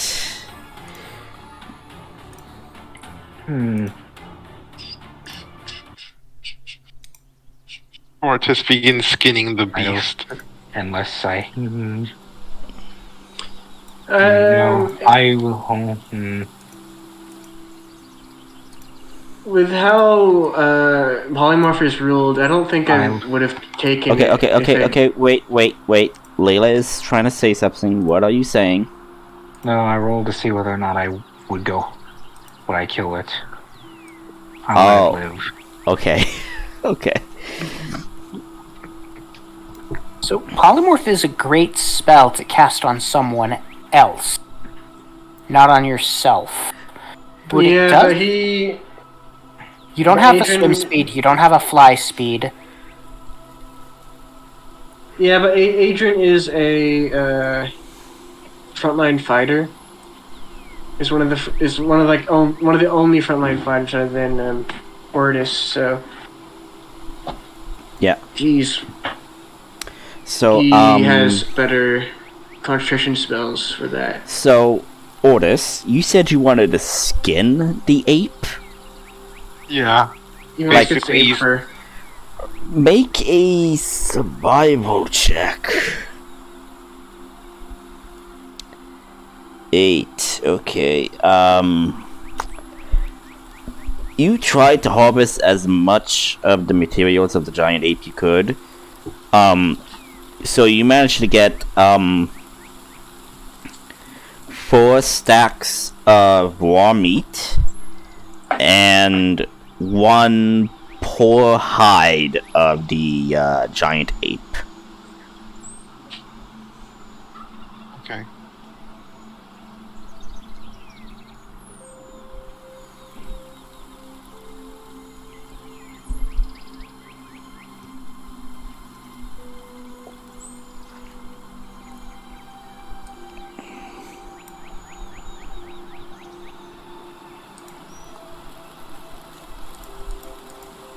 So yeah, you guys just finished the battle. You guys are going to continue going down the road to the location.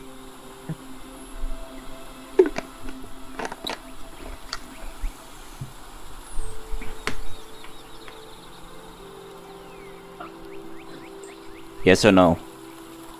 Yeah. Okay, I'm just asking. So, you guys travel there. You almost get to where you surmise it will be.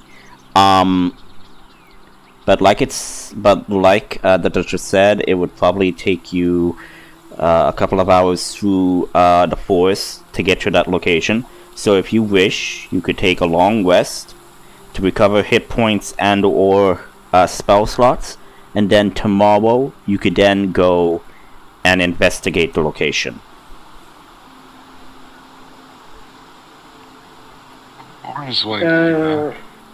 Adrian's able to take a short rest while driving the cart. Okay. Or somebody that's else only- can drive. No, you can still drive while taking a short rest. It's non-strenuous activity. Exactly. So if you're taking a short rest to recover spell slots and to heal, make sure to spend your hit die. yeah, he's going to spend 4 hit die. Okay. So roll it. And that's how much HP you're gonna get back. Okay, you get... 23, 4. Okay, so... 24, 31. 31 HP. So you're back at semi-max, I guess? I'm at full again. Yeah, you're at full. Okay. So, I guess the question is, do you guys want to go into the forest now, or you're gonna wait? Adrian's good to... He has everything back, so he's good to go. I'm fine with going too. I didn't spend that many spells. Okay. Yeah, orders can go. Yeah, with Can we the take a short s- rest. With the short rest, I have all my spell slots back since I only used 2 packed. Okay. So, it Yeah. is technically 12:33, so we kinda like played for 3 hours. Do you want to continue going, or do you want me to end the session here? I'm good to continue going. Okay, so we'll continue until 1 o'clock. Fine with me. Alright. Yeah. So, as you guys travel into the woods, it is technically difficult terrain, so just letting you know. And the strong winds doesn't exactly help. So as you're traveling through the woods, who has the highest perception? Passive perception? Yeah, I think that's Adrian with 14. I'm not sure though. I'm pretty sure. Fortis has 14. Okay, so Adrian and Ortis, you get the situational awareness that something is up ahead. Okay. I'm going to send my echo out ahead. I'm going to have Adrian hold me. Hold? So yeah, you're able to use it to scout now.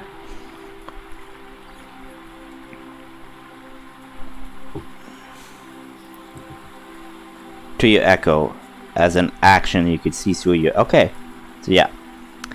So, you use your echo, and you do that. How far... Like 30 feet, or like how far do you send your echo? I think it's up to 1,000 feet away from me.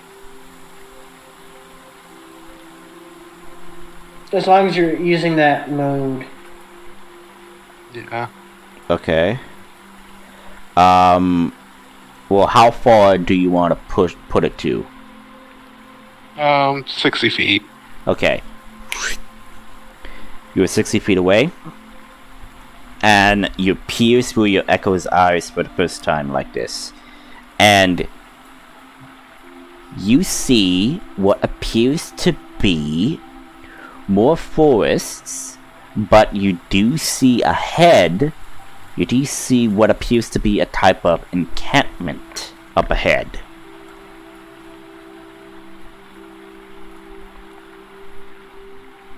Okay. I tell Adrian this. Tell me what? Sorry, I missed that. There's an encampment ahead. An encampment? What kind of Yeah. encampment? I guess I'll have to roll for it. Yep, make a perception. 17. With that 17, you manage to see the encampment is small. Holds only probably about 2 or 3 people. Seems to be a lookout party or a scout party of sorts. And you only see about 1 person there who is tending to the fire. How about you use your echo to walk up to them, see if they are hostile? I do not know how that echo works. Okay, but I can't talk through it. Well, just fine, I guess. Okay, so Yeah, I'll have my echo. Okay, so your echo moves forward. Silently. Through the grass. Yeah. Is your echo directly right behind the guy? Or is it a couple of feet away? Just behind him. Okay. So the guy is tending to the fire and he doesn't exactly notice the echo until he gets up and turns around and is like, "Ah, Jesus!" and stumbles back and "What the hell?"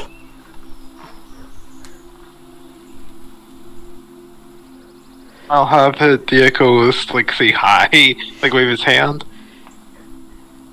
The man kind of hi.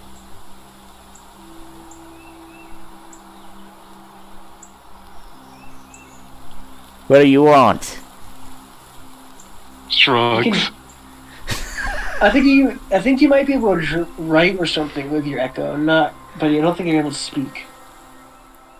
Can your echo Oh. pick up pencils? No, I don't think it can pick up inanimate objects. It can attack technically, so it could still make move. Oh, carve things. No, we have this. No, it doesn't look like it. Can't pick up things.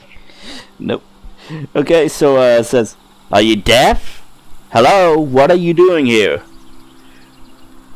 Well, I mean, it looks like a living shadow. It doesn't look like a real person. And it's also pretty sure it floats off the ground. I'm pretty sure the person would most likely think it's a ghost.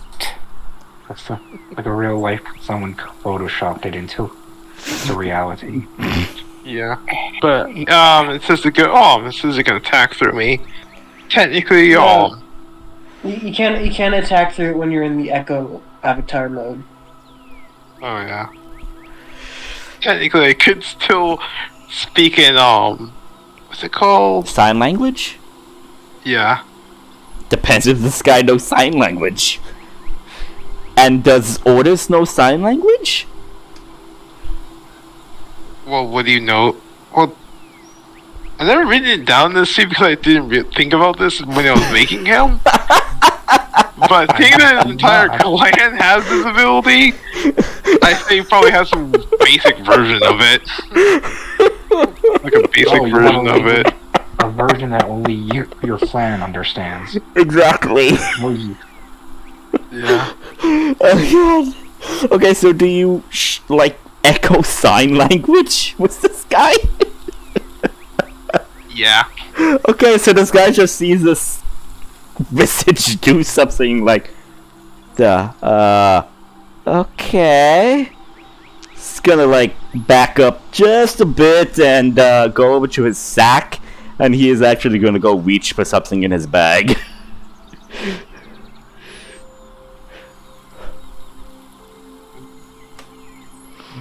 What do you do?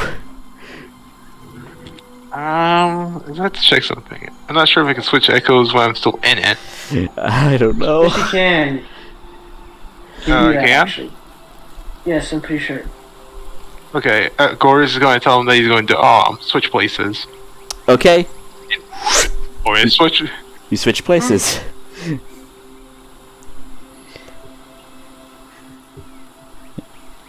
Oh, like I'm assuming those are snacks. Kind of like looks over to the bag, then at you, then the bag.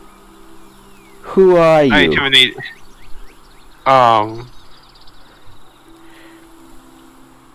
Just call me Ort. Mm? Ort? Yeah. Okay, Ort? What's your business here? In my camp? Investigation. As soon as you say that, he says, "Oh, investigation. What type of investigation?" Orange creates a club echo behind him. Okay. Okay.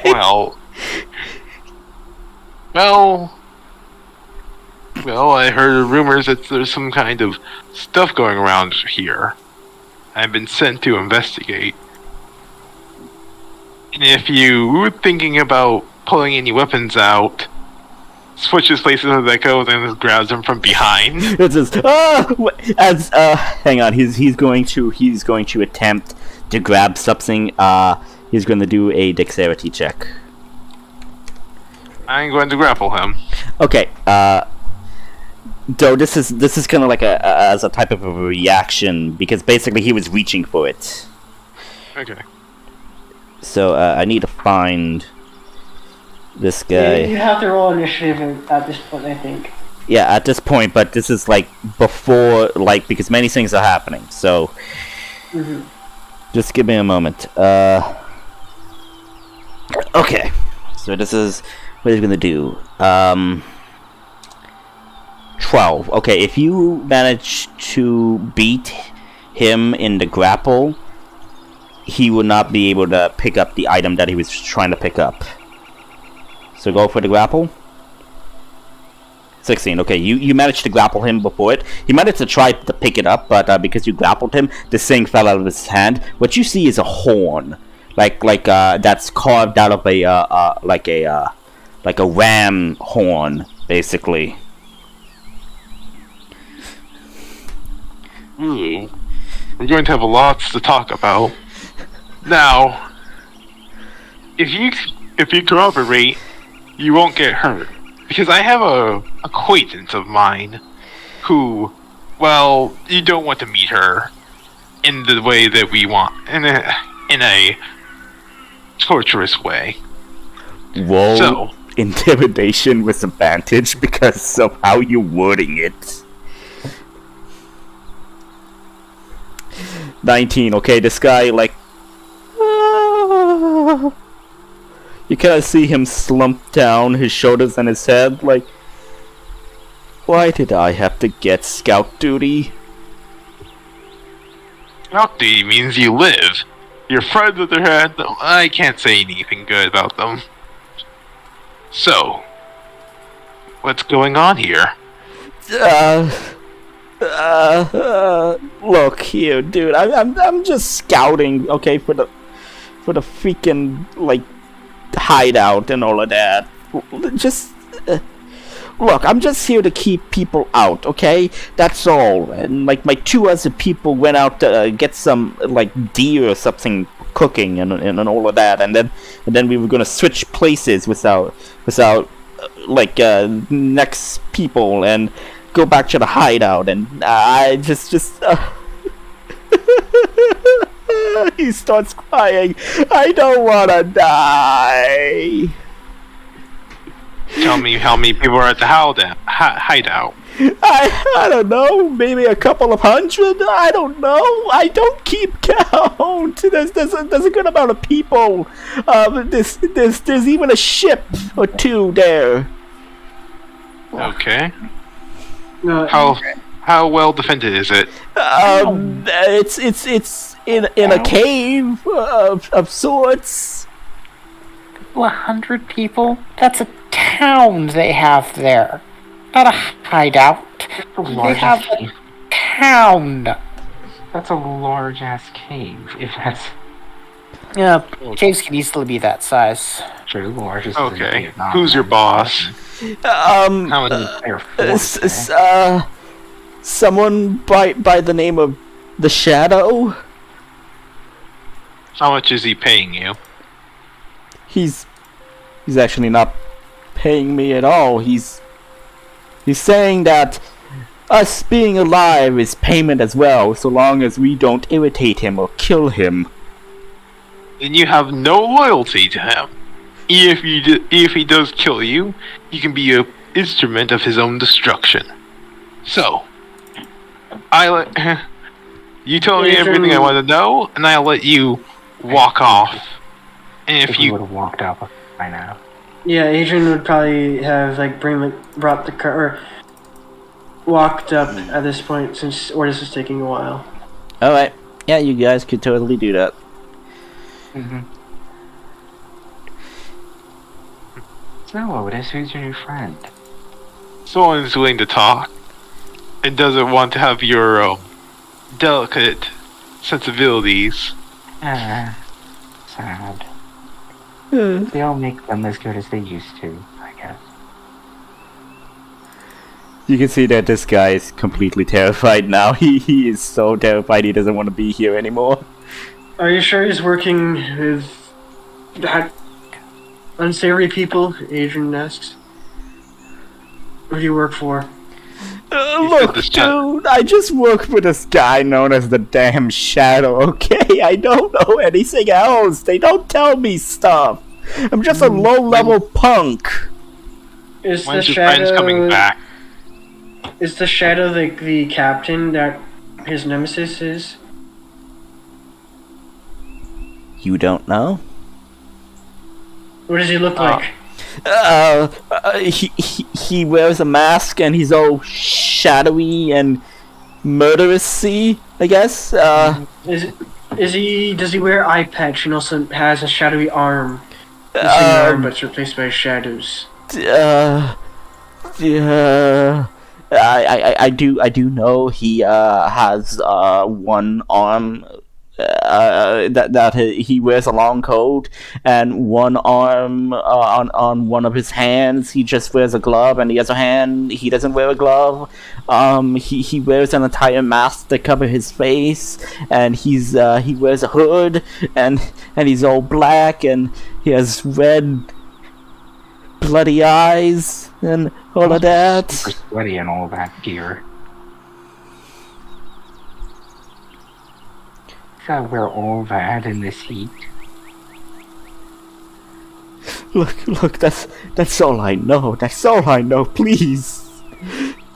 When's your friend coming back? When's your friends coming back? I don't know. They left like 20 minutes ago. Good. Now, how did this boss hire you?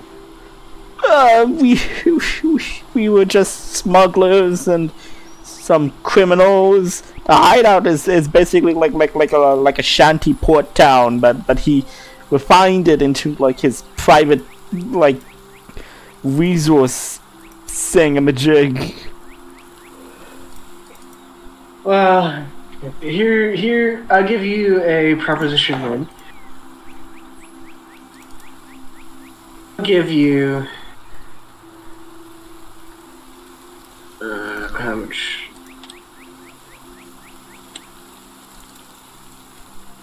I know magics to transform you into a giant ape. I'll pay you. Don't turn him into a giant ape. 500 golds for you to. Told to fuck off. I'll pay you 500 gold to destroy this cave as this giant ape. What? Okay, wait, what? I'm even confused. What? So you're trying to Agents- send them out? You're trying to use him as cannon fodder. Yes. But why wouldn't you just turn him into a bird so he can fly away? Oh, He doesn't want to fight for us nor him. He just wants to run away. well, 500 gold will be quite a lot for a low-level punk, so... I'll probably try at least 50 gold first. I don't trust him to do that. I can always put the, Cat, anytime you can cancel the spell.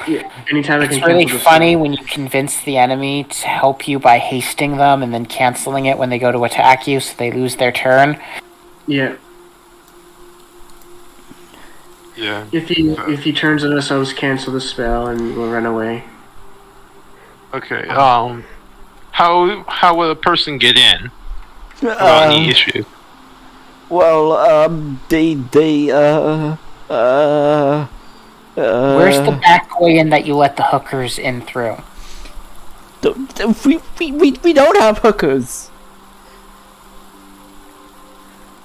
Seriously, you don't bring in women and booze and stuff from a nearby fishing village without your boss's knowledge? yes, but I mean, like we mostly go out and, you know.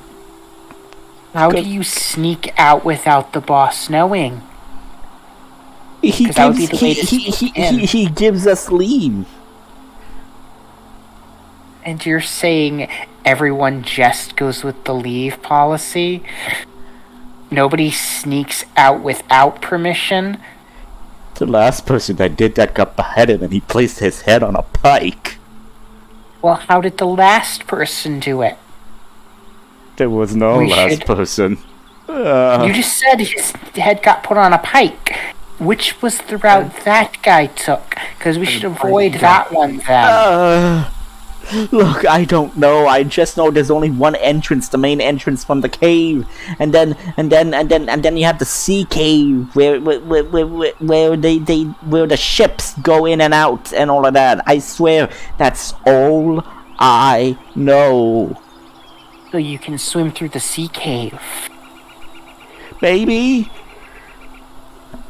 Horrible person when it comes to this kind of detailing. Maybe. Question, is Shala with us? Yeah, Shala is with you. Shala's with you. She's not leaving you guys. Okay, I was like, so she did nothing during the Great Ape attack, okay. She was in the carriage. So we all left the carriage when the Great Apes came barreling through. No, Oh, wow. okay, you guys left the carriage. She stayed in the carriage, but you didn't shrink the carriage. She did what Layla wanted to do, which was make popcorn. Gotcha. Okay. So, how many ships are currently docked? 2. How big are those ships? About sailing ships size? So very.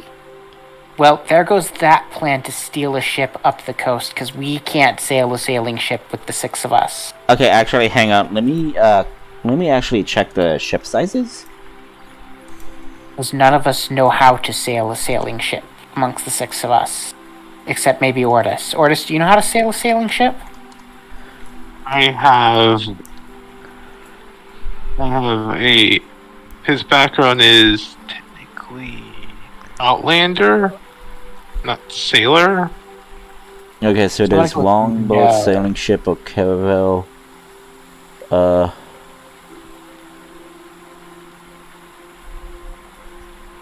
Sailing ships can be pretty big. Yeah. Kinda small. I mean, if you want to go with, like, Pirates of the Caribbean as an example of sailing ships, the Interceptor was a pretty big ship, but only 2 people needed to bring it in and out of port. Yeah.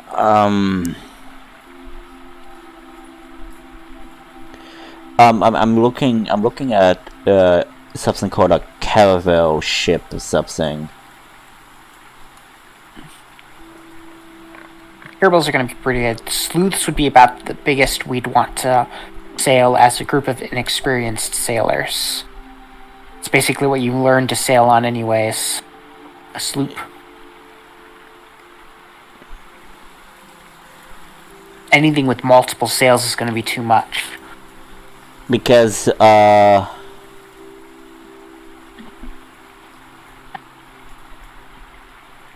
So, we have a town of hundreds of people with 2 very large boats. Okay, so he has a bunch. I'm just thinking. He's threatening people's lives and he doesn't pay them. That's why I'm offering him 500 gold to storm the camp as a giant ape. I was gonna say, why don't you just Here's the offer him problem. 5 go? Five. No matter how much money you give him, we can already tell he's more scared of the shadow than us. He's a coward, and he's a very scared coward since they don't even bother sneaking out to go to the local village to get drunk and Yeah, be I don't with trust girls. giving him $500 and him just turning around and running away. You give him That's why I'm 500. going to give him the 500 gold after he does it. Actually, if he's a coward, he Won't tells do the it strength of anyway. everyone around the place, so he can tell. We could probably ask if there's any magic users in the place.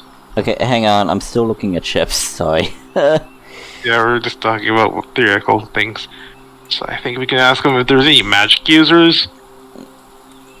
He doesn't You're sound evil. like much of an intelligent person to have classified his abilities of his comrades. He barely knew anything about the shadow. Probably So- know who's he probably know who makes order around the place. He probably would know the guards, at least the basic at least we have a Probably basic knows idea. the 5 people he works with directly and the person he answers to. He most likely keeps his head down. Okay, Yeah, maybe I okay, know so, he said that there is 1 sailing ship and 1 caravel ship. Caravels are large ships, right? They're super big. Caravels are sturdy vessels, but not built for open ocean. They are equipped for navigating coastal waters and carry 20 passengers comfortably. Gives it speed, so... Caravel holds about 30 crew and 20 passengers. Yeah, we can't sail that. No. We don't have 10 people, let alone 15, to sail it at half crew. Okay. So, Wait, we how could- many of your people that you think? How many people that you associate are here freely with no payment? Okay, give me a moment. you want to start a mutiny, which I like the idea, but we don't have the time to really do that. Okay, does this seriously don't have any other... Sorry, I'm... D&D does not actually include a large supply of ships in its repertoire, naturally. That's unfortunate. But there's only like one adventure path associated with even being on the water. Mm-hmm. Think about, can anyone shapeshift into the guy? Okay, No. hang on, ugh. I hate that they don't give me good ships. Okay, Oh, I have an idea.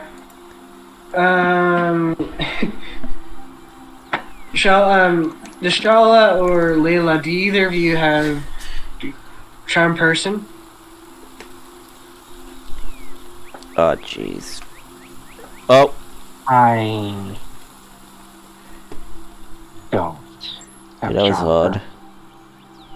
You can't charm a person into doing something they would not want to do naturally, especially if they perceive it to be dangerous to themselves. Either way, just pay them to go away. We don't. I was gonna say, can anyone disguise themselves as him? Mm, Would this I don't know. be- We have to look to see if Charla has alter form. Hold on, do I have disguise kit? No, I don't. Okay, hang on. Okay, there's a... What's a keel boat? A keel boat is a boat with a keel. Give me a second. D&D 5e. Keel is spelled with a K, right? Yeah. Keel boat.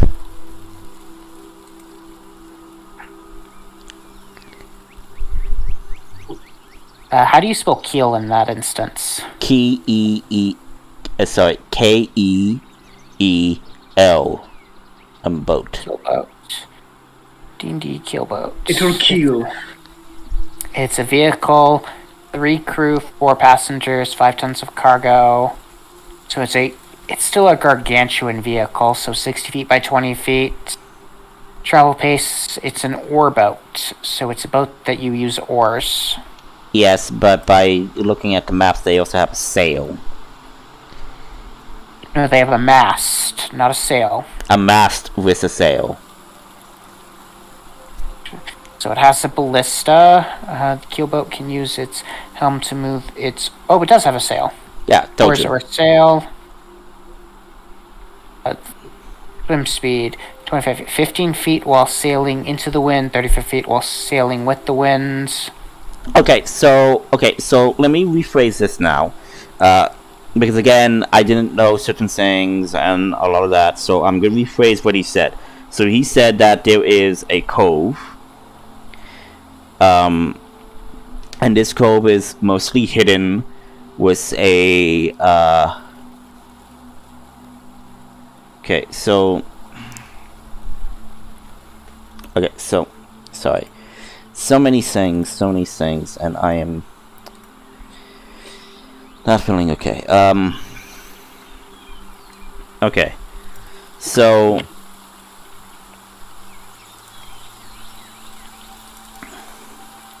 he said that there is a shanty town of sorts where the bandits and all of that live. There is a cove, and this cove is basically protected by a section of rocks and all of that. But there is a secret cave that is used, but it is covered by, like, illusionary magic.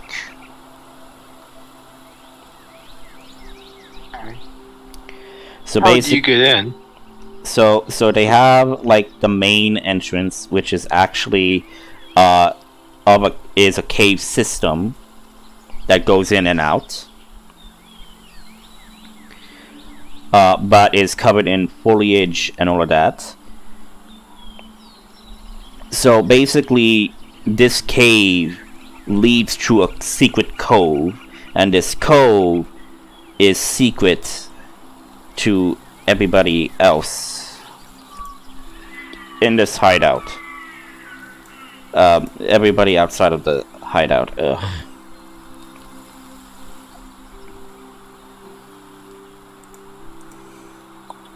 So it's How many guards do you think there's in the city? In the shantytown, Yeah. so like I said, he said a couple of hundred, but it's probably downgraded, so maybe not a lot of people, so maybe 50 people. Okay, hang on. Sorry, say that again. Your mic's, the mic thing was acting up. So say that again. Fight with 50 people would still be a very bad fight. 5-to-1 odds is not in our favor. So, if we could we'd have to convince at least half of them to join our cause. Hey, He said about 50. He doesn't know the exact number. Because there could be more, there could be less. He really doesn't know. Because he's only been outside for a couple of, weeks. Yeah. 1-to-1 odds are better than 5-to-1. Yes, this is what he says. He says there is one sailing ship and one keel boat. So, how many other people are like you, too afraid to go up against the commander, let's call him? I mean, practically all of us. I mean, like, him and his crew came in and just took over the place, and you know. They took over. You mean there was somebody here before him? Yes. Like I Is said. that someone still alive?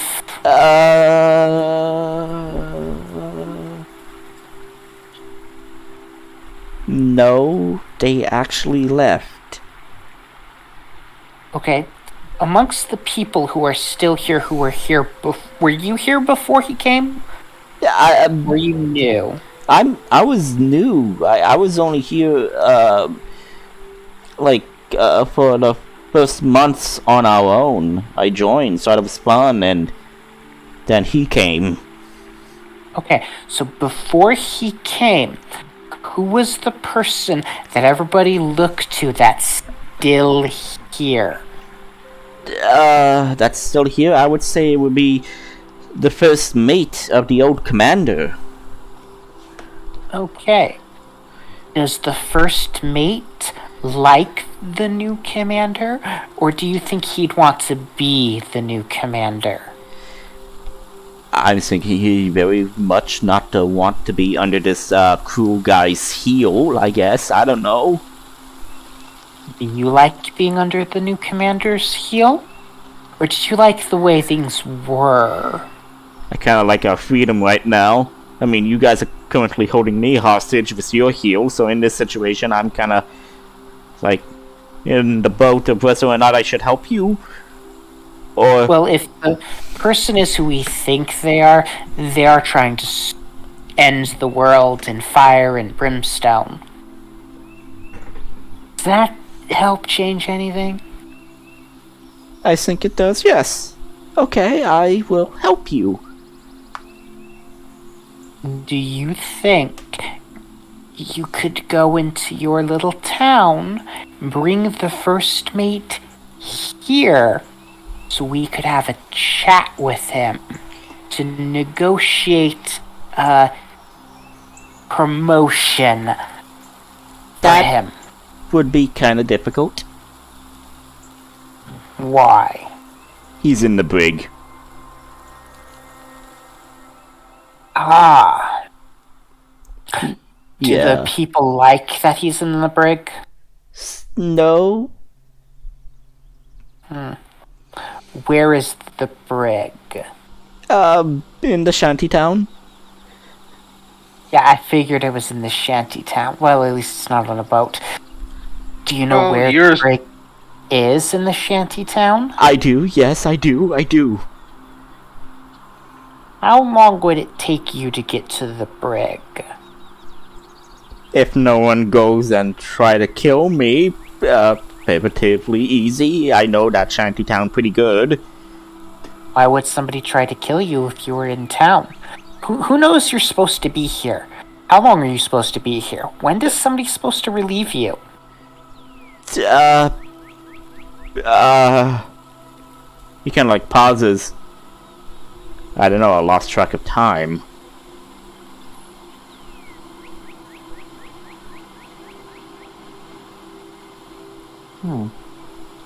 So you're saying we could be expecting company any moment?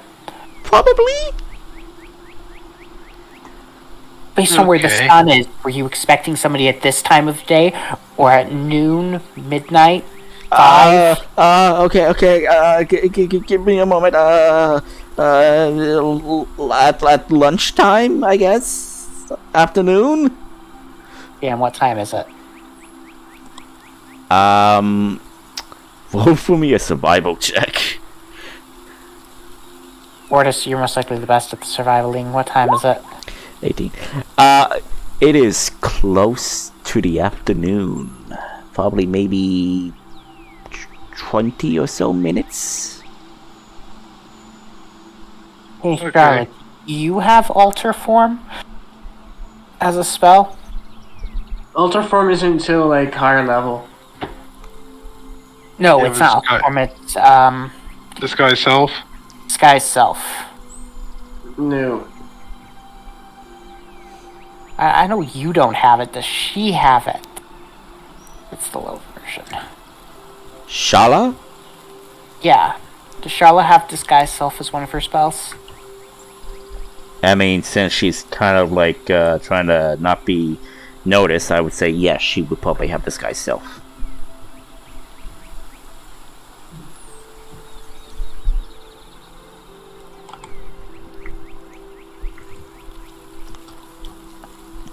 Why? What's your plan?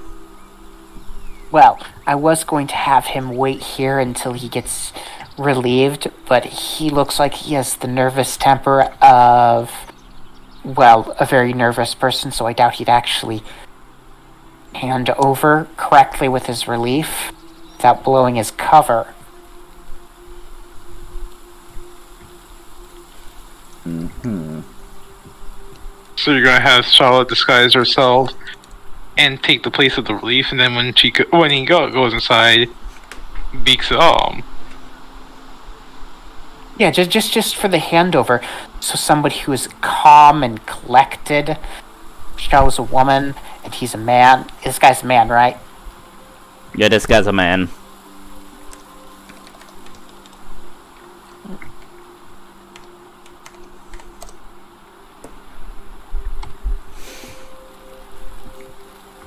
I still like my idea of turning him into a giant ape and having a rampage in the... Or we could get all of the people who work for the first mate to fight our battle for us. At this point, you guys hear the snapping of a twig. Okay, I'm gonna grab the guy and say, accept your relief and start heading back, and we will find you on the road to town. Walk slowly. That's okay. And You could possibly get Oris paid grab the money horn. for your work. okay. Just Crack the Oris will horn. slip him. Oris will slip him 2 gold coins. okay. At this point, are you guys gonna go hide Yeah, we're gonna escape into the forest, I guess. and hide? Yeah. So Oris is going to Roll stealth checks. Roll stealth checks, all of you. Oris can't roast stealth for anything, so we're just gonna teleport onto a tree. You still have to hide, still have to be quiet. Yeah, still have to hide. Okay. You guys roll shit. So, at this point, I would say Ortis, as you are attempting to hide, you just hear a raspy voice saying, "Alright, Greenskin, I'm gonna say this once and only once. Get down from the tree, or so help me, I will shoot one of your friends." Do it. Everyone. I guess we have to intimidate another person. Oris says, "Do it. You reveal yourself, and I'll kill you before you can kill another." Hey, you kill me, I kill you. I walk up to them. Okay. I don't think you want to do that. And why don't we want to do that exactly? Besides all of you dying a terrible death and suffer worse fate in the afterlife, I think it would be best for you to escort us to your little camp. Your boss is expecting us. Really? Is this what we're trying to do? A mutiny? Is that it? Isn't that right? And as this person says, "Isn't that right?" kind of like looks over your shoulder, Layla, and unbeknownst to you, you then feel a steel blade up against your neck, and you just hear the soft voice of a female say, "Okay, lady, I'm gonna say this.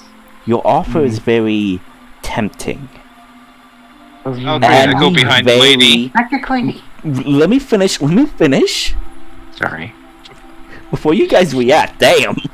Let me finish the convo. Damn, so fast to react. So this woman says, "Alright, lady, the offer is tempting. But what's the guarantee that if we liberate our little town, that you ain't gonna turn us in or kill us?"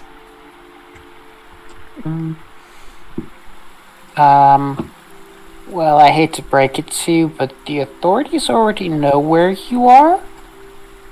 So you can relocate very quickly. And take all the stuff. The woman pauses, looks at you now, and looks at everybody else. Army at your back is because they're kind of just building it. All we are smugglers. We're not killers. Yeah, Releases the blade from Layla's neck and says, "But we will protect our own. So, you know what I will say smuggling? this." Say that again? Do you know what you've been smuggling recently? I know for the past month we were mostly smuggling food and drinks and all of that. Beforehand, then this shadow guy came in and asked us to smuggle weapons. Different weapons. So you haven't been smuggling any small black crystals? No. Though I have seen large crates being brought onto that new fancy ship of theirs. Look, I know an old way to get into the base undetected. The main issue is I don't know how many people are gonna side with us. So, hey, I don't know what you're gonna do, but hope you guys can handle it. And you Very give good. us How much do you think you into can buy a them? giant ape. What? Turn one of you guys into a giant ape. Yeah, we can do the giant ape thing when we get into a fight. Can you get us into the brig to release the first mate? Fine. She then turns to the guy with the bow that was pointing at Ortis. "You're gonna be the ape while me and the little guy here sneaks up and try to get the first mate." It says, "Fine, I always love being a smelly ape." There, you can turn something into an ape once the attack begins. "Yeah. We'll lead you through best we can. We'll try to tell you the ins and outs, who's in what building, as much as we can. But I can tell you this, it ain't gonna be easy." Okay. How much would you do for a quick? How much could you sway the favor if we do a quick bribe? Well, how much Well, are you pretty sure. offering? Let's see. We can offer a decent amount of money, but that will only be if you can convince certain people. Who do you think won't join you?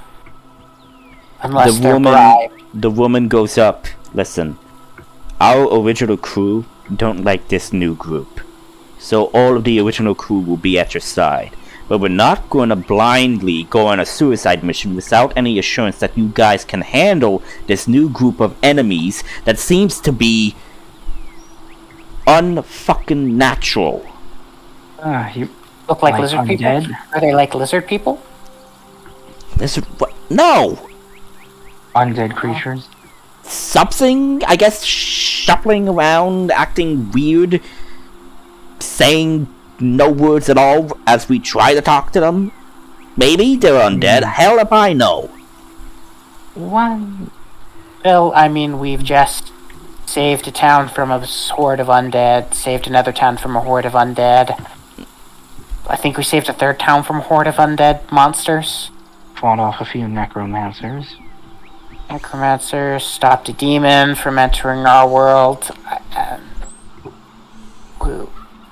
And if it's the person we think it is, we've killed them like a couple of times already. They just won't stay dead. So we just make put them in a box and keep them alive for a while until we figure out something interesting to do with them. What do you mean you killed them a few times? Well, I'm new to the group, so... Oh, yeah. Adrian and the shadow guy, we think is their new leader, because he was given a new post, apparently. Adrian stabbed him a couple of times, stabbed him a couple of more times, cut off his arm, stabbed him a couple of more times after that. They've just been trying to stab each other, and Adrian's been mostly succeeding in the stabbing department. Sure. I go up to the woman and ask her to Add follow him to me a off kraken, to I the... think? Isn't I that when we asked her to first follow met me the off to the guy? side. And... GM? What, yes? Oh, I asked the woman to follow me off to the side for a second. And Okay. with our backs to the group. One more thing. Has I do minor illusion, a small version of my sister in my hand. Have you seen this person near camp? You're asking the woman, yes? Yes. Okay. She ponders and says, no.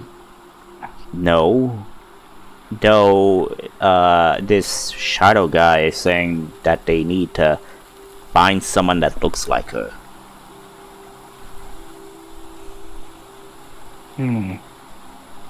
Alright then. That's all I need to know. Okay. So, we're gonna have... I can't believe I'm gonna say this because this is the worst idea ever. We're going to split the party. Oh, What? Well, we need someone to go free the first mate, and we need someone to transform what's-his-name into a giant ape. Unless you want to all do that from the same location.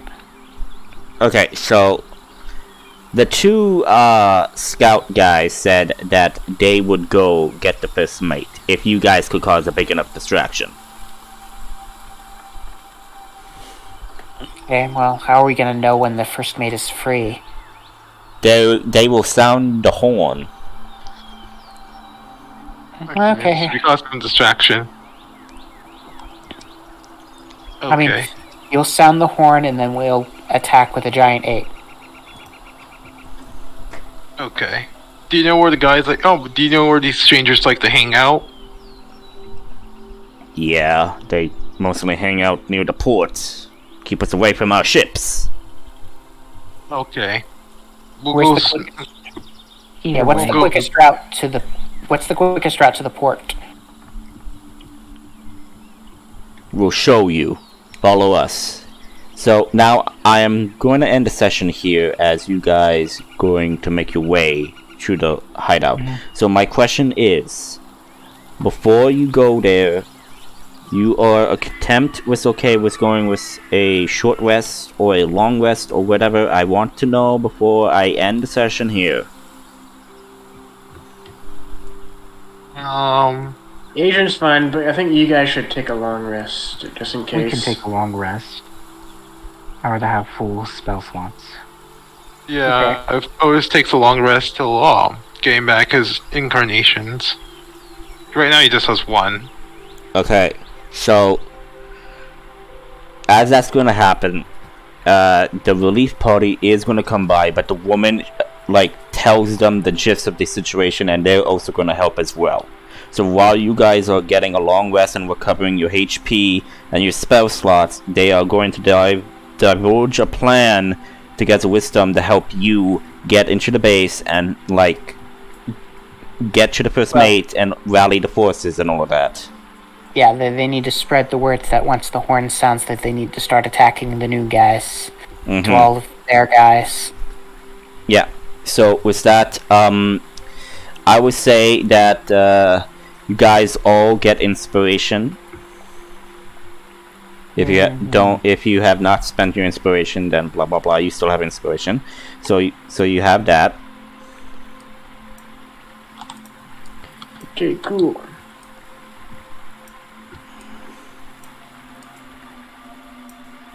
Okay. Polymorph isn't as fun now that I realize it's only beasts. Okay. So, question, comments? Polymorph is still very useful as a spell, even though it's only beast. If you want to block a hallway, you can turn someone into a giant turtle. So, comments or questions? That was a good game. Alright. It was a good game. Good game. Yeah. Alright. I'm happy to hear that. Because next session, you guys will probably be fighting off against, I don't know, a big bad or something. Who knows? So, yeah. So, prepare and get ready for that. So, yeah, I'll see you guys next session. See you. Yep. See ya. Bye.